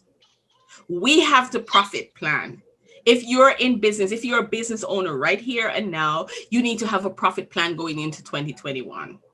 You need to have a plan that's going to clearly tell you how much products do I need to sell to make, and at what price do I need to sell it to make the profit that I need. So guys, the 3 things I want to leave with you about profit planning is you must always know what your business is costing you. Have a marketing plan and make sure you're pricing your products and services to make profit. Don't wait until the end of the year to know if you make a profit. You should be making a profit every month. So, because you're pricing your products so you can get a profit every time you sell your product or services. If you would like to reach out to me, you can talk to me at talktoelainenow.com. I have some stuff coming up. I don't know if this is where we put it or what, but that is my encouragement to all of us. And I know that so money matters. You are planning, not just for your business. When it comes, some people might say, okay, I don't have a business. In your own personal life, you might not need a profit plan. You need a budget. No, budget is not a bad word. And that's a conversation for another time. So thank you all for listening to me. If you have any question, please put them in the chat. I'll be answering them in chat. Thank you, Elaine. You're welcome. Well, good evening. I should say good afternoon. Saying good evening, rushing the day. But good afternoon to everyone. Once again, I am Carmen King. I'm known as CK. I'm known as Carmen King, Elder Carmen King, but I'm here today to talk about what we would call the recovery of a loved one. When a loved one is diagnosed and there's other things that are happening. But I am an author. I'm an author of 2 books, contributing author to 2 books, and upcoming author to my solo book, which is called D, which is a daily empowering word. And I'm excited for that to come out before the end of the year, because that's what I do. I love to encourage and empower outside of being what we would call a travel specialist. And I just love all of it because I love to empower. I love to, what we would say, give you the how, what, when, where, and why of travels, because travels has changed my life. It's made such an impact. But today and I talked about that yesterday, but today I really want to talk about the experience of being connected to someone that may have been diagnosed or diagnosed with cancer, or recovering from. There's so many things that we're recovering from, but we're focused right now on, surviving and thriving when it comes to cancer. And I want to talk to you and really help someone to understand that when you are diagnosed, or when somebody is diagnosed, and it was someone near to me, it was someone dear to me, and it was my dad. And short story before I go into the 4 things I want to share with you. You know, immediately, I'm like, wait a minute. I was in such shock. I did not realize what my father was actually saying to me. And I think that's the first initial, I would say, your thoughts and your, like, wait a minute, did they just say the C word? But one of the things I want to reiterate, and I'm going to start like this and I'm going to end like this, what Latina said when she said that do not automatically put someone in a grave because they have been diagnosed with cancer. And I constantly say this because as soon as that C word is mentioned, there's so many different things that people automatically say, well, they start in their mindset saying, oh my God, they're not going to make it. Oh my God, they're gone. And listen, there's a how would they say, the mindset is the most important thing in that time and season. But I want to talk about educating yourself. That's why it's great to have the doctor talking about the things that you can do, the things that you need to do to keep going, so that you do not automatically say I'm defeated, or you don't automatically feel a particular way. And even those of you, those that are connected to the person, because if you're connected to someone that has been diagnosed with it, there's a certain emotion, there's a certain feeling, there's a connection, and you're concerned because you don't want anything, you don't want to lose that person, but you have to educate yourself. And a lot of times, one of the things that God says is, my people perish because of the lack of knowledge. And even with this COVID, and I'm going to bring that in, educate yourself. Keep educating yourself on these situations, on these circumstances. Don't just run and accept everything people or that's being said to you. There's open things that not just Google, but there's different ways that you can literally find out information so that you can be educated on it. The second thing I want to talk about is setting healthy boundaries, and not, what we would say, enabling that person that has actually been diagnosed.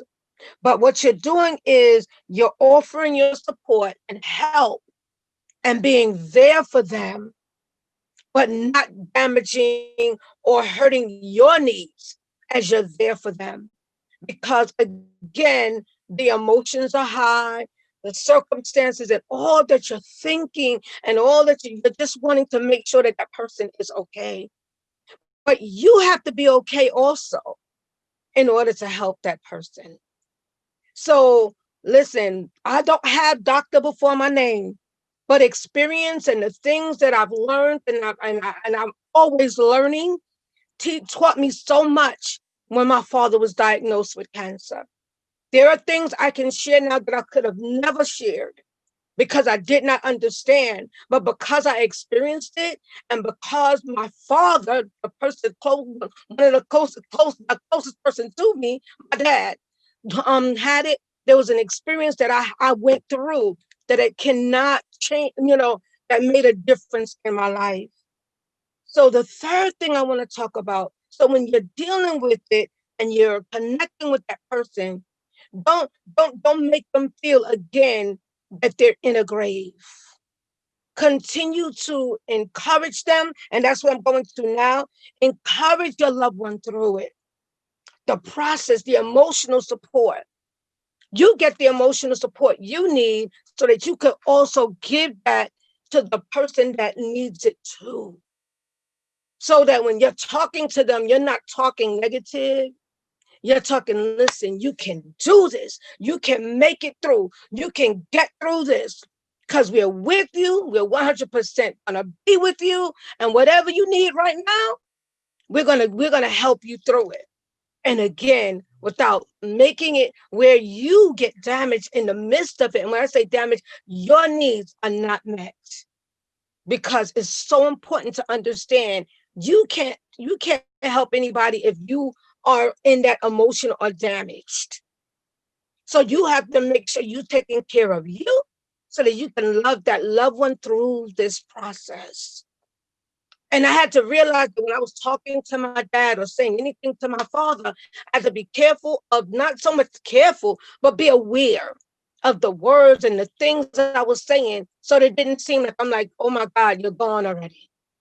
And that stayed with me because I realized how important that is to make sure that that person doesn't think in the process already, because it's already, they already concerned, but in the process of, listen, I don't want to go. I'm not ready to go.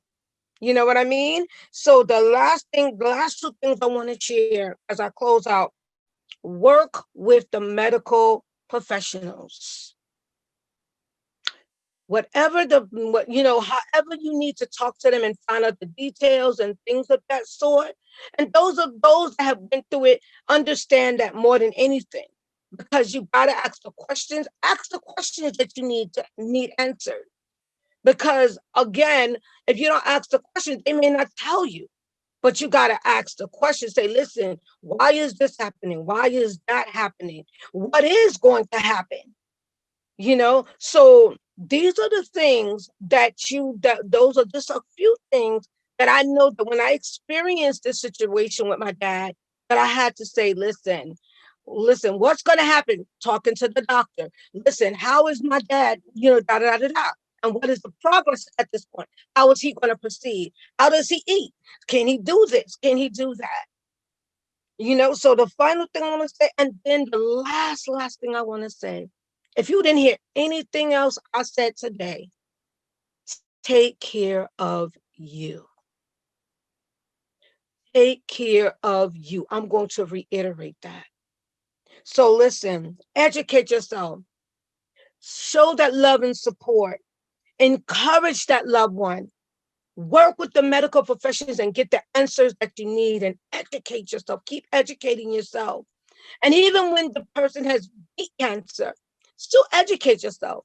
One of the things I've been doing is still learning. And part of why I connected with Survive and Thrive is because there's things I've learned from Shannon through the process. She's been there. I could have called her anytime.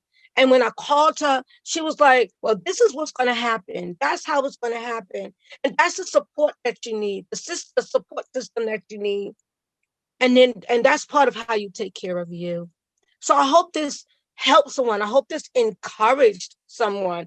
I hope this gave someone some type of guidance in reference to how do you deal with it in reference to recovery of a loved one and someone getting diagnosed that's very close to you with that diagnosis. it's a process and it's a daily walkthrough. But like I said, I reiterate as I close out, take care of you. As you're encouraging, as you're, doing everything, make sure you're taking care of you so that you can still stand up and you can help somebody along the journey and still help that person. So I appreciate you for, hearing me and listening and being a part of this, because this is what it's all about. And this cause is so major. So please, if you can donate, this is just a plug-in, and to keep this, keep this progressing and keep this moving. Blessings and love to everybody, and have a good rest of your afternoon and evening. Thank you, Elder Carmen. Thank you. Thank you. Thank you. Up next, we have the beautiful, all the way from on the other side of the world. It's probably what, 9 o'clock your time now? It's 9 p.m. Yes. 1 p.m. Yes. 9 p.m. 9 p.m. Okay, so I'm right on time. All right, the floor is yours. Ladies and gentlemen, on behalf of the Creator, I'd like to welcome you aboard Earth School. This is a non-stop school. You will enjoy so many activities in this school, and you will learn so much. For your security, we advise you to pay attention to the signs in front of you, as you may experience some turbulences. There are several emergency exits, which all lead to the same place. Please take a moment to locate them. Please note that in the event of stress, an oxygen mask will fall in front of you, allowing you to breathe. You will never be left alone in this school. Be sure to secure your own mask first before helping others. You will be given personalized exams throughout this journey to make sure you get the most of this school. If you fail them, it's okay. You will resit them. Your diploma will be handed to you once you've completed all your tasks. Excess baggage must be checked in, as it can weigh down the others. You may bring your favorite fear along with you, which will serve you as a mirror. However, anxieties must be left behind. We wish you a pleasant journey with us. Sit back and relax. Now wouldn't that have been wonderful to hear when you come into this world, to understand what this life is all about? We come in with so many questions, so many worries, especially when you're diagnosed with cancer. There are two types of people in this world when it comes to cancer. There are those who tell everyone what they've been through, a horrific ordeal. It's like they're taking that weight off their shoulders and putting it onto somebody else, and they need support. And there are those who just run and hide as they feel soiled and ashamed. Well, I was the latter. No one knew I had cancer because I had decided to hide it. I even wore a wig prior to beginning my treatment, so that when I lost my hair, no one would see. It's almost like I was tricking my own self into saying, I don't have cancer. I kept smiling, even when I felt like hell. Truth be told, it took me a good few years to realize that the mindset that I had created through that time could actually serve someone who's going through cancer today. So I had to stop thinking of myself as a victim and start seeing myself as a leader. It was the only way for me to regain control of my mind and thus my cancer. Even using those exact words, my cancer, it allowed me to have the power over it, the right to keep it or to let it go. So today I'm neither ashamed nor dirty. In fact, the people I mention it to, they feel ashamed that they weren't there for me. I mean, how could they? I didn't even let them know. So I talk about it today in a nonchalant manner, like I talk about plans for the weekend. I then explain that treatment's going well before people start to worry. When they realize it's not as half as shocking as the others make it out to be, they open up, they relax, and they start talking about a health scare they've had or a family member who had cancer. So this whole experience has allowed me to ask fundamental questions. Why do we live? Why do we die? Why do some survive and others thrive? Well, let me ask you a question. On a scale of 1 to 10, how healthy are you? Where would you rate yourself? Indeed, we are all different. Our cells are different, our bodies are different, our mindset's different. So our coping mechanism is also different, and our way of reacting is different. I saw a video of a neuroscientist called Sandrine Touré, she's French, and she explained how the neurons work. So neurons are important for the mental health, especially if you've been through chemo, you're going through chemo. The treatment can destroy neurons. So we say to someone who's a bit simple, we say, oh, he's got a few neurons missing. Well, we have billions of neurons. Okay, but neurons get destroyed through cancer and cancer treatment. And she explained ways to increase the neurons, even for adults, not just for kids, and ways that decrease the neurons. So the ones that decrease the neurons are stress, sleep deprivation, if you don't sleep enough, alcohol, foods which are rich in fatty acids, and the ones that increase the neurons, Elder Carmen said, learning, always learn something. Sport, doing some activity every single day. Diet, the way that you eat. So where is your part of responsibility in all of this? What can you do? If we see that we are in control of destroying our neurons and creating new neurons, which is neurogenesis, then we will understand that we have a responsibility in all of this. So first of all, you have to accept what has happened. Okay, as if you deliberately chose a gift, you accept it. Okay, thank you, I have it. Don't know why, but I have it. Then you accept your responsibility in this, but not as a victim. Okay, no victim mode, because if cancer is new for you, for a first timer, for you or your family, there can be shock, denial, depression, despair, anger at the whole world. What if I had done things differently? If only I had da da da da da. That victim mode will get you nowhere. Okay, why am I a victim? That story that robs us of the ability to change who we are today. And it's a result of previous decisions. Who we are becoming is a result of the decisions we are making now. Okay, so it's all in the what are you going to do now? It's easier sometimes to play the victim role, as it allows us to blame others and avoid responsibility. And it keeps us trapped in a closed circle of victim-based circumstances. Life school will never let you go through more than you can handle. You've got this. There are 4 different ways of learning, of becoming competent. And you go through this when you're going through cancer. Everyone goes through this in any situation of learning. You have the unconscious incompetent, which means you don't know what you don't know. Does that make sense? No one's told you about this. You have no idea how to go about this. So unconsciously, you're incompetent. That's okay. You have to start somewhere.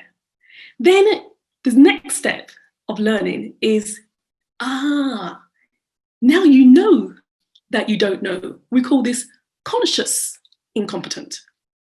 It's like an alcoholic realizing that he's an alcoholic before he's done anything about it. This is a very, very important step, awareness. Now you realize that you too have to accept responsibility without victim. The third step is conscious competent, meaning you are aware of what you have to do. You know, you've been taught, you've read, you've learned, you've documented. Now you know what you've got to do. And the last step, which will give you your diploma, is the unconscious competent, meaning you're doing what you need to do and you're doing it automatically without even thinking. It's like your brain has been reprogrammed and you're living a new you. Okay, this is your goal. Let's talk about fear for a moment. I spoke about this in the introduction. What is your biggest fear? What is your best fear that's always been there with you? You drag it around everywhere you go. Think of it. I have mine. You need to understand the role fear plays. And as Michael Ellis said, rise above it. When fear rises, intelligence plummets. So fear doesn't stop us from being attacked down a dark alley. Intelligence does. When you get fearful, when you have that cortisol in your brain, the blood is squeezed out of the neocortex, the frontal brain, which is the logical, conscious brain, and it's redirected to the rear brain, which is the reactive brain. That makes us make stupid decisions. Like, for example, if a dog attacks you at nighttime, you see a dog, you're not going to stand there and think intelligently, maybe I could reason with this dog. Or, you're going to immediately go into shock mode, okay? Blood's rushed to the back, and you're probably going to run, which will save you. Fear is going to save you. The only objective of fear is to keep you alive. However, it might not be the most intelligent decision at that moment, but it will be the best. It's better to fight on the rear brain than to think about it, right? School. We don't get what we want. We get what we need to grow. We say the glass is half full or half empty. Doesn't make any difference. It's the same volume in the glass. It's just a question of perspective, how you see that glass, how you see your learning curve. We are in Earth School. The control over which lessons are delivered in the school is determined by the choices we make. I'm going to repeat that. The control over which lessons are delivered is determined by the choices we make. So my lessons are not going to be the same as yours. The control over how those lessons are delivered are decided at a higher level. Otherwise, we would choose what we want and not what we need, right? We'd say, oh no, I don't want to learn that. I don't want cancer, that's going to be hard for me. That's not decided for us, okay? That's on a higher level. Let's move on to gratitude. What are you grateful for? When gratitude outweighs your fear, then you are in control. We call that gratitude and emotional transformation. I want to ask a few questions, and you'll see when you go through these questions, very pragmatic questions, you need to keep the answers quite short for it to be clear. So, for example, you've been diagnosed with cancer. What actually happened? Okay, I got cancer. Sure, clear. Which means what? Okay, so it means I'll have to go through some form of treatment or other. Okay, what can we learn from this? Life is full of surprises. The river of life has a smarter and a higher agenda. I'll never be given more than I can handle. Always remember that. Indeed, the outer world follows the inner world. If life were simple, it wouldn't be fun. The light of love will extinguish the darkness of fear. The river of life will twist, it will bend. But like Dr. Tammy said, the destination is always assured. You are here to learn. It is your test, it's not mine. If you fail your test, then life will have you resit your test. Here's a bit of Yoda wisdom. Which emotion do you experience the most? Where do you live and where do you visit? Do you live in constant stress and occasionally visit joy? Or do you live in joy and occasionally visit stress? Okay, the outcome will be completely different if you live in a lot of joy and from time to time have a bit of stress, which is normal. The strongest trees grow in the strongest winds, not the best soil. So if you want to meet your highest potential, pray for strong winds and don't complain about them when they show up. The what if negative scenarios, this will cause... Say what?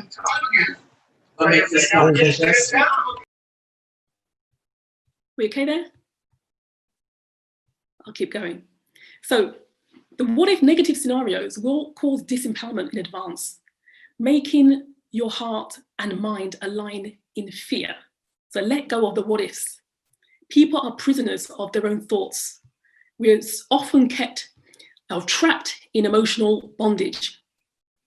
It's only in the darkness of fear that can rob you of your greatest potential, which is to shift your inner world, shift it so that your outer world shifts itself. Train yourself to let go of everything you fear to lose, because that is the basis of your weak spot. When you fully let go of everything you have to lose, you gain freedom. Gratitude can come in different forms. It can come in a form of giving. Giving from your heart, this lights us up. Giving from fear has a depleting effect, which makes us feel upset when the need for recognition is not met. You cannot help others before you help yourself, okay? Hence the oxygen mask. You need to activate the feeling sensor, not the thinking sensor. Although all actions are preceded by thoughts. What you think, you will feel. What you feel, you will become.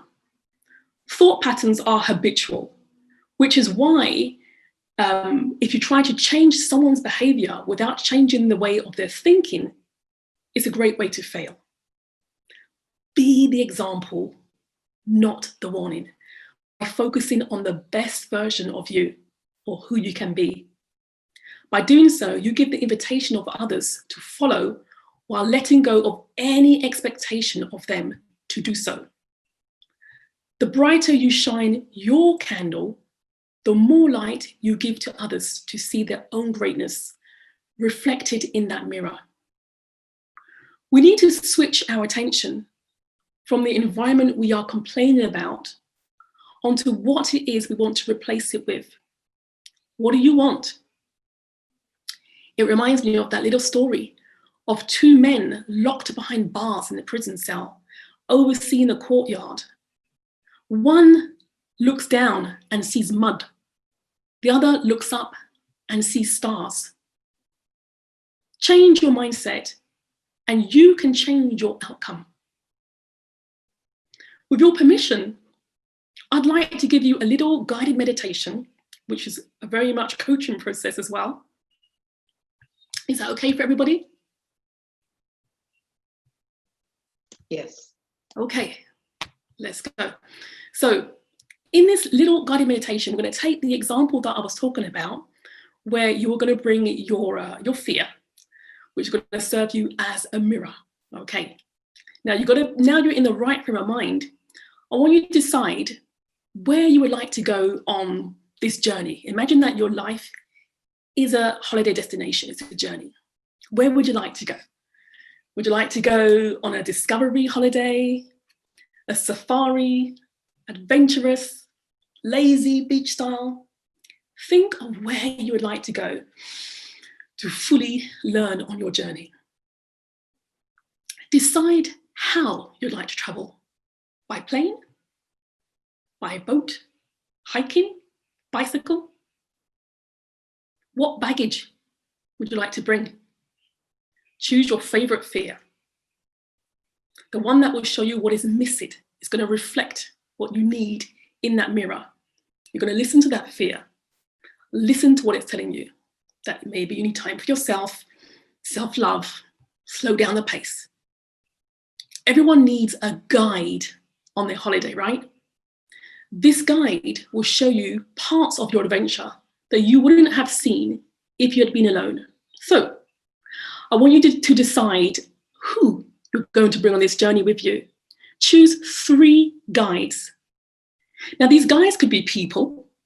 They could be inspirations like a tree, God, the wind, a best friend, a lost parent, Buddha. Choose that inspiration, 3 people. And when you're ready to embark, sit back and relax. So I want you to close your eyes if you can. Take a deep breath, breathe in through your nose for 4 seconds. Block and slowly breathe out through your mouth.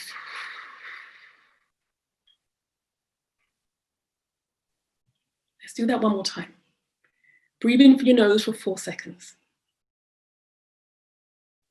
Block and slowly breathe out.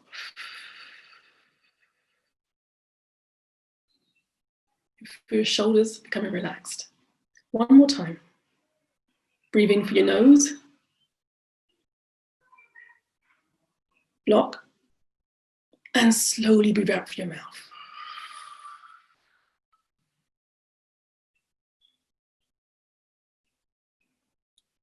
I want you to project yourself in your destination. Wherever you've gone, wherever you are you on a mountain? Are you at the sea? See it in your mind's eye where you've gone. I want you to go somewhere in your destination where you are alone with your 3 guides. It's just the 4 of you. Maybe you're sitting on a rock.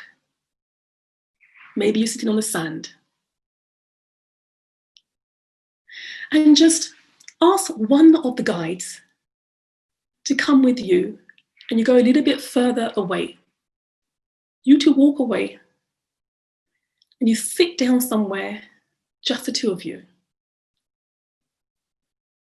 Have a look at your guide. What does he look like, he or she? What do you notice different about this guide? What are his eyes like when he looks at you? His hair. I want you to take the place of this guide. Step into his shoes. You become this guide. And look at you. What do you notice when you look into your eyes? Uncertainty, maybe? Fear? Excitement? You're the guide. You're going to ask the question, what do I have to discover from cancer? Ask the guide that question. What do I have to discover from cancer? Listen as the guide answers carefully. And notice how your favorite fear will spring up to send you a negative message. Mirror this message. What is just on the other side of that fear that you need to know that it is telling you?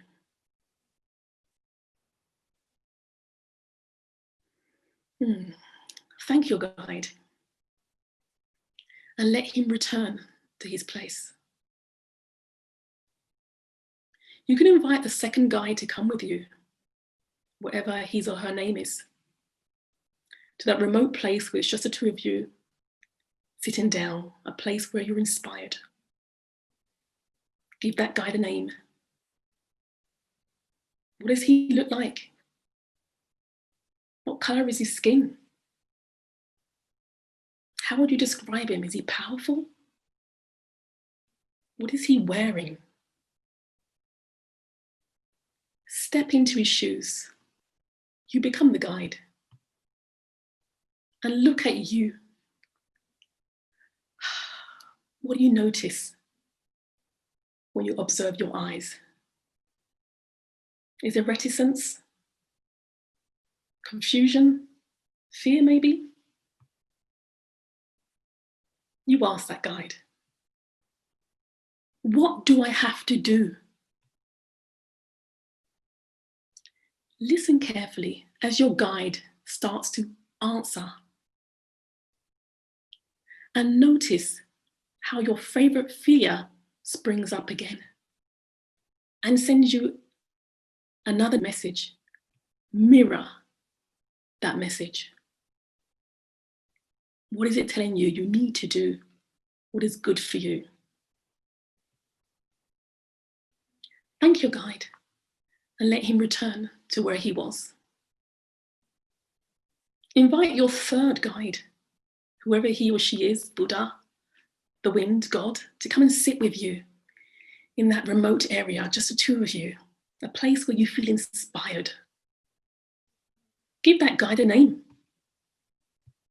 What does he or she look like? What is she wearing? What color shoes has she got? What color is her hair? Step into the shoes of that guide.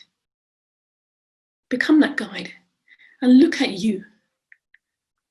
What is different about you now that you've had two sets of advice from your two other guides? There's something different. How can you see that difference? Is it in the wrinkles of your eyes? Have you started to smile? Ask your guide, who do I become with cancer? Listen carefully as your guide starts to answer. And notice how your favorite fear springs up and sends you a negative message. Yes, but mirror this message. What is lying just on the other side of that mirror that you need to understand? And you thank your guide and let him return to where he's come from. Now you have those three messages from your three mentors. What does that change for you? How does it transform you, the person that you are becoming through cancer in your life or earth school? When you're ready, you can open your eyes and come back to our session today.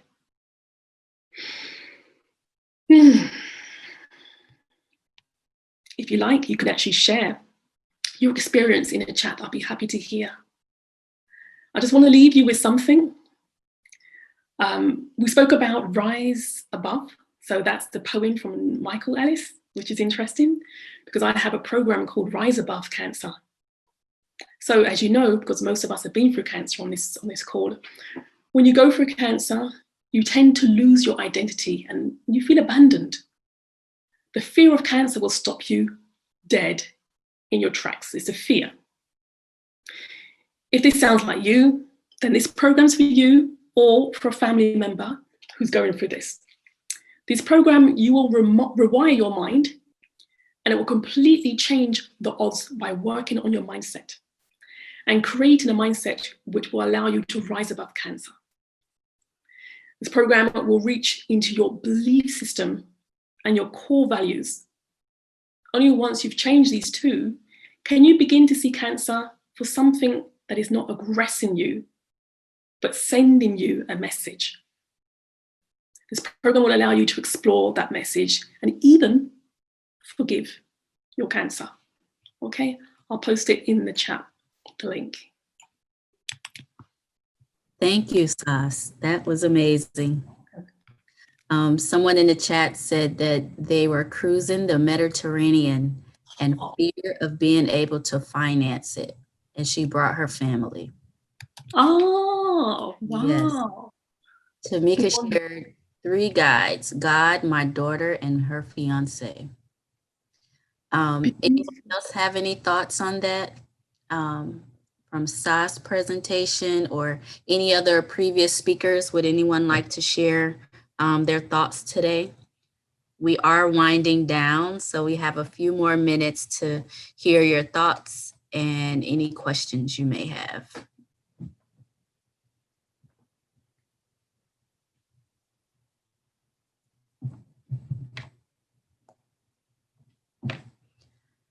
All right, destinytuning.com.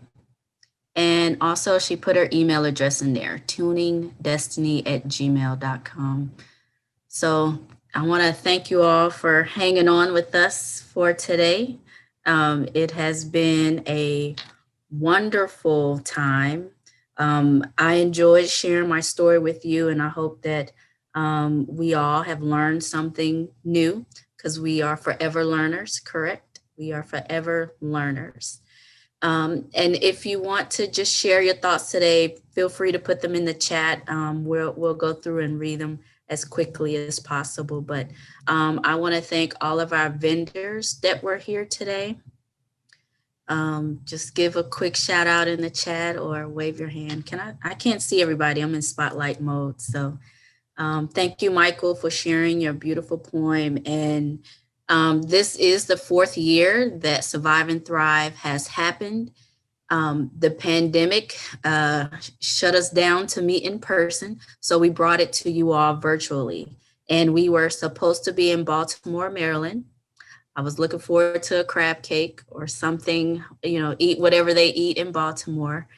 And being closer to family. I have family in New Jersey. So next year, 2021, no more pandemic.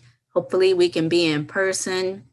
We're going to be in New York. We're going to be in New York City, 2021. That is the home state of Elder Carmen, Elaine Forbes, and I'm sure we all have some family or connection to New York.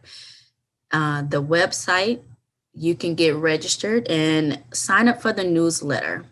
Subscribe to our newsletter. That way you can get all the updates. If you would like to be a vendor again for next year, sign up now, get your spots, stamped and sealed. And if you want to be a speaker next year, there's also the speaker form.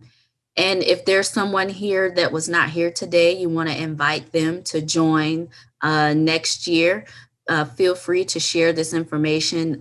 Shannon Griffin, she's on Facebook. Survive and Thrive has a Facebook page. We do have a website, and she'll put all that in the chat, and Instagram, also on Twitter. So any platform that you're on, I'm sure we have it covered to get the 2021 dates out to you and any other information leading up to that. Thank you again. This was fun. I had a good time. Shannon, any final words for today? Let me take myself off mute. Thank you, guys. Again, this was really, really great, and it was really fun to get all of you guys in. I know there was quite a few people who came in, people popped out. Thank you very much. Thank you, Sass, coming and piping in all the way from France. So we'll appreciate her as much, especially when we flew her in. That was just wonderful. So that was fun. Each year, we get better. We change some things. We, come at it a different way. Next year, it's going to even be more better and if that's a word, but that's the glory of it and the creativity. So I'm already thinking of things that I will be doing. And the one thing that I'll say here is that with what you do and the value and investment you put in, you don't get this at any other conference, in personal or virtual. The things I would love to do and to support our vendors and our sponsors, our speakers as well.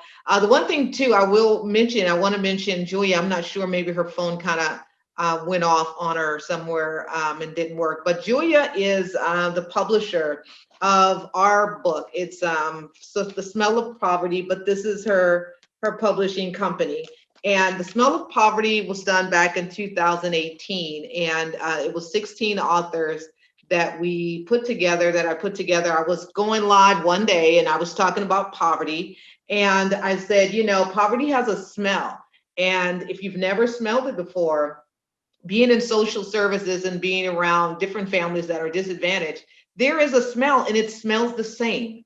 No matter who it is, it has the same smell. And I was live and I was talking about it and I said, you know what, we should do a book. And everyone said, yeah. And I said, it's called The Smell of Poverty.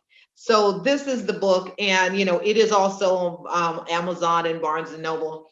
And Sass, she actually read it one time and went live and was talking about it. And it's just, it's really great. It's very different. It has all these different stories and very, and you know, inspirational as well. So you guys can check it out. Again, I appreciate all of you guys coming. I look Shannon, stop the spotlight. Stop the spotlight so we can all hang out. We're done. Take the spotlight off. Can you guys see it? No, you got to take Latina off of spotlight. And I'm trying to be as neat and still without. It's actually in gallery mode on my end. It's gallery mode for me too. I think she is just on it. Take it off. So if you take it there. You have it on. You have it on. Okay. There. Hey, spotlight on Latina. That's all. Because There she you go. spotlight, just so you guys know. Definitely. But I appreciate all of you guys for coming here and being here. And as I said, you know, you guys can, you know, get the book. We have a bunch of folks. But again, Julia is the publisher, and she has BK Ralston. She is an author. She also can also help you develop and get your book out there and published, as well as just creating how to even put the book together. So you guys can, you know, connect with her, BK Ralston. She's also on Facebook and other places with that that title. So again, Goldie actually didn't get a chance to come in, but Goldie, the magician, is actually coming in all the way from Malaysia. So we're like all over the world. Goldie is from Malaysia, and I don't know what time it is there. Goldie, can you turn your mic on, or chat? Can you do that? I don't know if you can. Let's see if you can figure that part out. So yeah, but you know, if not, he is actually a magician, and he met me too on Periscope on social media. And okay, there we go. All right, go ahead, Goldie. Hola, I'm from Malaysia, so I'm sorry. Actually, I don't speak English. Yeah, well, I speak it, but I don't know what I'm saying. No, I'm kidding. I'm kidding. Oh, you're fine. So, how are you guys? We're doing good. I'm sorry. I'm sorry. Today is a heavy gain here, over here. Heavy gaining. Can you hear that? Yeah, heavy gaining over here, and a bit of breeze, something like a breeze sound. Okay. Okay, can you understand me? I'm sorry, I'm not good in English. Okay. And I'm a magician for 7 years now. I'm trying to be a comedian magician as just like what it's called over there. Wait. David Williamson, a classic magician, a comedian there. Do you guys know them? David Williamson, David Blaine, or something like that. So yeah. Oh, I'm sorry, guys. Okay, I know you guys don't into magic. Yeah. Oh yeah, It's just me. we're hoping to have you be live during our intermission, but that's okay. We'll work on something for next year. Okay. By the way, it's 3:40 a.m. here, after morning a.m. here. So I cannot do a live or something like that because it's a bit of wait. This is The bandwidth. bit, Yeah. no. Wait. It's bit of yeah. I don't know what it's called in English.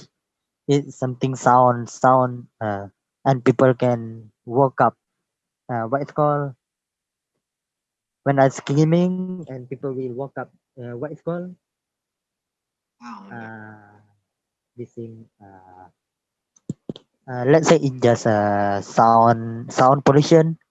Sound pollution for yeah. Okay. Make noise. Disturbance. Yeah. Make noise. Make noise. I don't want to make noise because everyone is sleeping in my house. It's 3:40 a.m. so I cannot make a noise. Right, 3:40 Uh, a.m. But thank you very much for popping in and being here. So I yeah, appreciate yeah. it. And I'm glad about Sass Edwards talking about. Yeah, I love how she talk. Yeah, just like the sound. I mean, I like the accent, isn't it? Accent, isn't it? Right. Yeah. Thank you. The British accent. Okay. Thank you. Thank you, Goldie, for coming. So we're gonna move Oh, on through the rest of it again. Thanking our vendors. Again, Julia Ralston with BK Ralston. We had Tina Blakes. We had another vendor, Elise, as well. You can find them. She's an author. You can connect with her. And Tina Blakes also is under Tina Louise. We have our sponsors, and we appreciate, of course, Campbell and Campbell Construction, who's here. We appreciate Barrier Cleaning Professionals, StreamYard, For Humanities, Mainline Studios. Of course, we appreciate Miss Naturally Patricia, Nevaeh's Lipstick, Nevaeh. We appreciate all of the folks who've been a part of it. And then, of course, Michael Ellis, and you guys is, he's quiet, but he has a whole lot going, over there. He does a lot. And I just kind of keep him real close so that I can help him get that out there, because sometimes we work and we're in the social service field. We just kind of do it, and we don't take time for respite for ourselves, and we don't take time to acknowledge the great things that we do. Because thank you for Lady Levi awareness coach for yeah, the message for me. Thank you for coming. Okay, I'm sorry if I spell it right. Navia, isn't it? Am I right? Oh that's no. pretty good, Nevaeh. Yes. Navia. Okay. I'm sorry. Okay. You can go on. Carry on with your talk. I'm sorry Okay, thank you for very much. involve. Yeah. Sorry. So again, in closing, as you guys close out, I'll just show the video again so you guys can see all the sponsors. And again, we appreciate all of the sponsors who have supported. We have Branch Basics, we have Karma Wellness Water. We have a bunch of different ones that have supported and helped for the next year. And again, as Latina said, if you are definitely wanting to be a sponsor, you want to be connected with 2021, we definitely welcome you guys all to do that. And I'll head this over to you. All right. So, Shannon, okay, I'm we're sorry. going to show the video and we'll kind of end there. So I can't share my screen of the video. So cue up the video, please.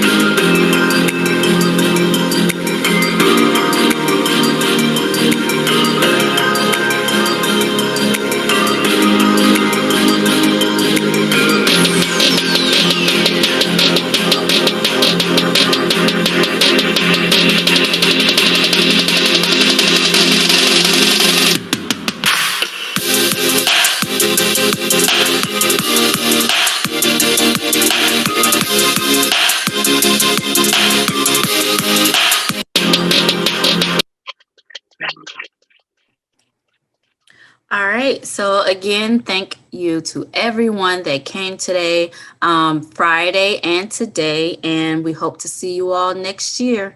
So Thank you so much. Have a thank great you. time. See you next year. Well done. Bye. Thank you, guys. Hello, I'm sorry. I'm going to ask you guys something. Can I? What you got, Goldie? Okay. Did you guys got cancer or something? Uh-huh. I'm sorry for asking your dad because I don't know what is happening. So you guys got cancer? Yeah, we have Isn't it? officially closed, but we got time for you to talk and chat. What you got? Nothing. Just asking your dad's a question because Oh, yeah. that's all. That's all. That's all I'm asking. Uh, is it all of you got cancer and recover? Isn't it? Not everybody. Some Oh, people not everybody. diagnosed with cancer, but this is just a conference for a lot of information, and then for those who do, to share. Oh, okay. I'm sorry. Okay, thank you. And I'm going to leave now. Okay, Thank thank you, you. Goldie. And thank you for inviting me in. You're Okay, thank you. Thank you. Hi, Allison. Thank you for popping in. And I've been on for a while. It was yes, good. yes, I saw you. Thank you for coming. And of course, thank all of you guys for coming in. Of course, Elder Carmen, most of you guys who, we have a wrap up. We'll meet again and do a recap of the conference and how it went. And Angelique, I see y'all over there. Where y'all heading to? Okay, guys, goodbye. I'm going to sleep right now. Oh, yes. Good night. Good morning, Goldie over there. I'm San Francisco. Good We're morning, going across the Bay Thank you, Bridge. thank you. So for everyone who's never been to Oh, California, this is the Bay Bridge in San Francisco. We're headed over to the city. yeah, The weather's quite cloudy, but I just wanted to give you guys a view. Thank you. Oh, interesting. Yeah, so I'm gonna stop. Lights up at night, so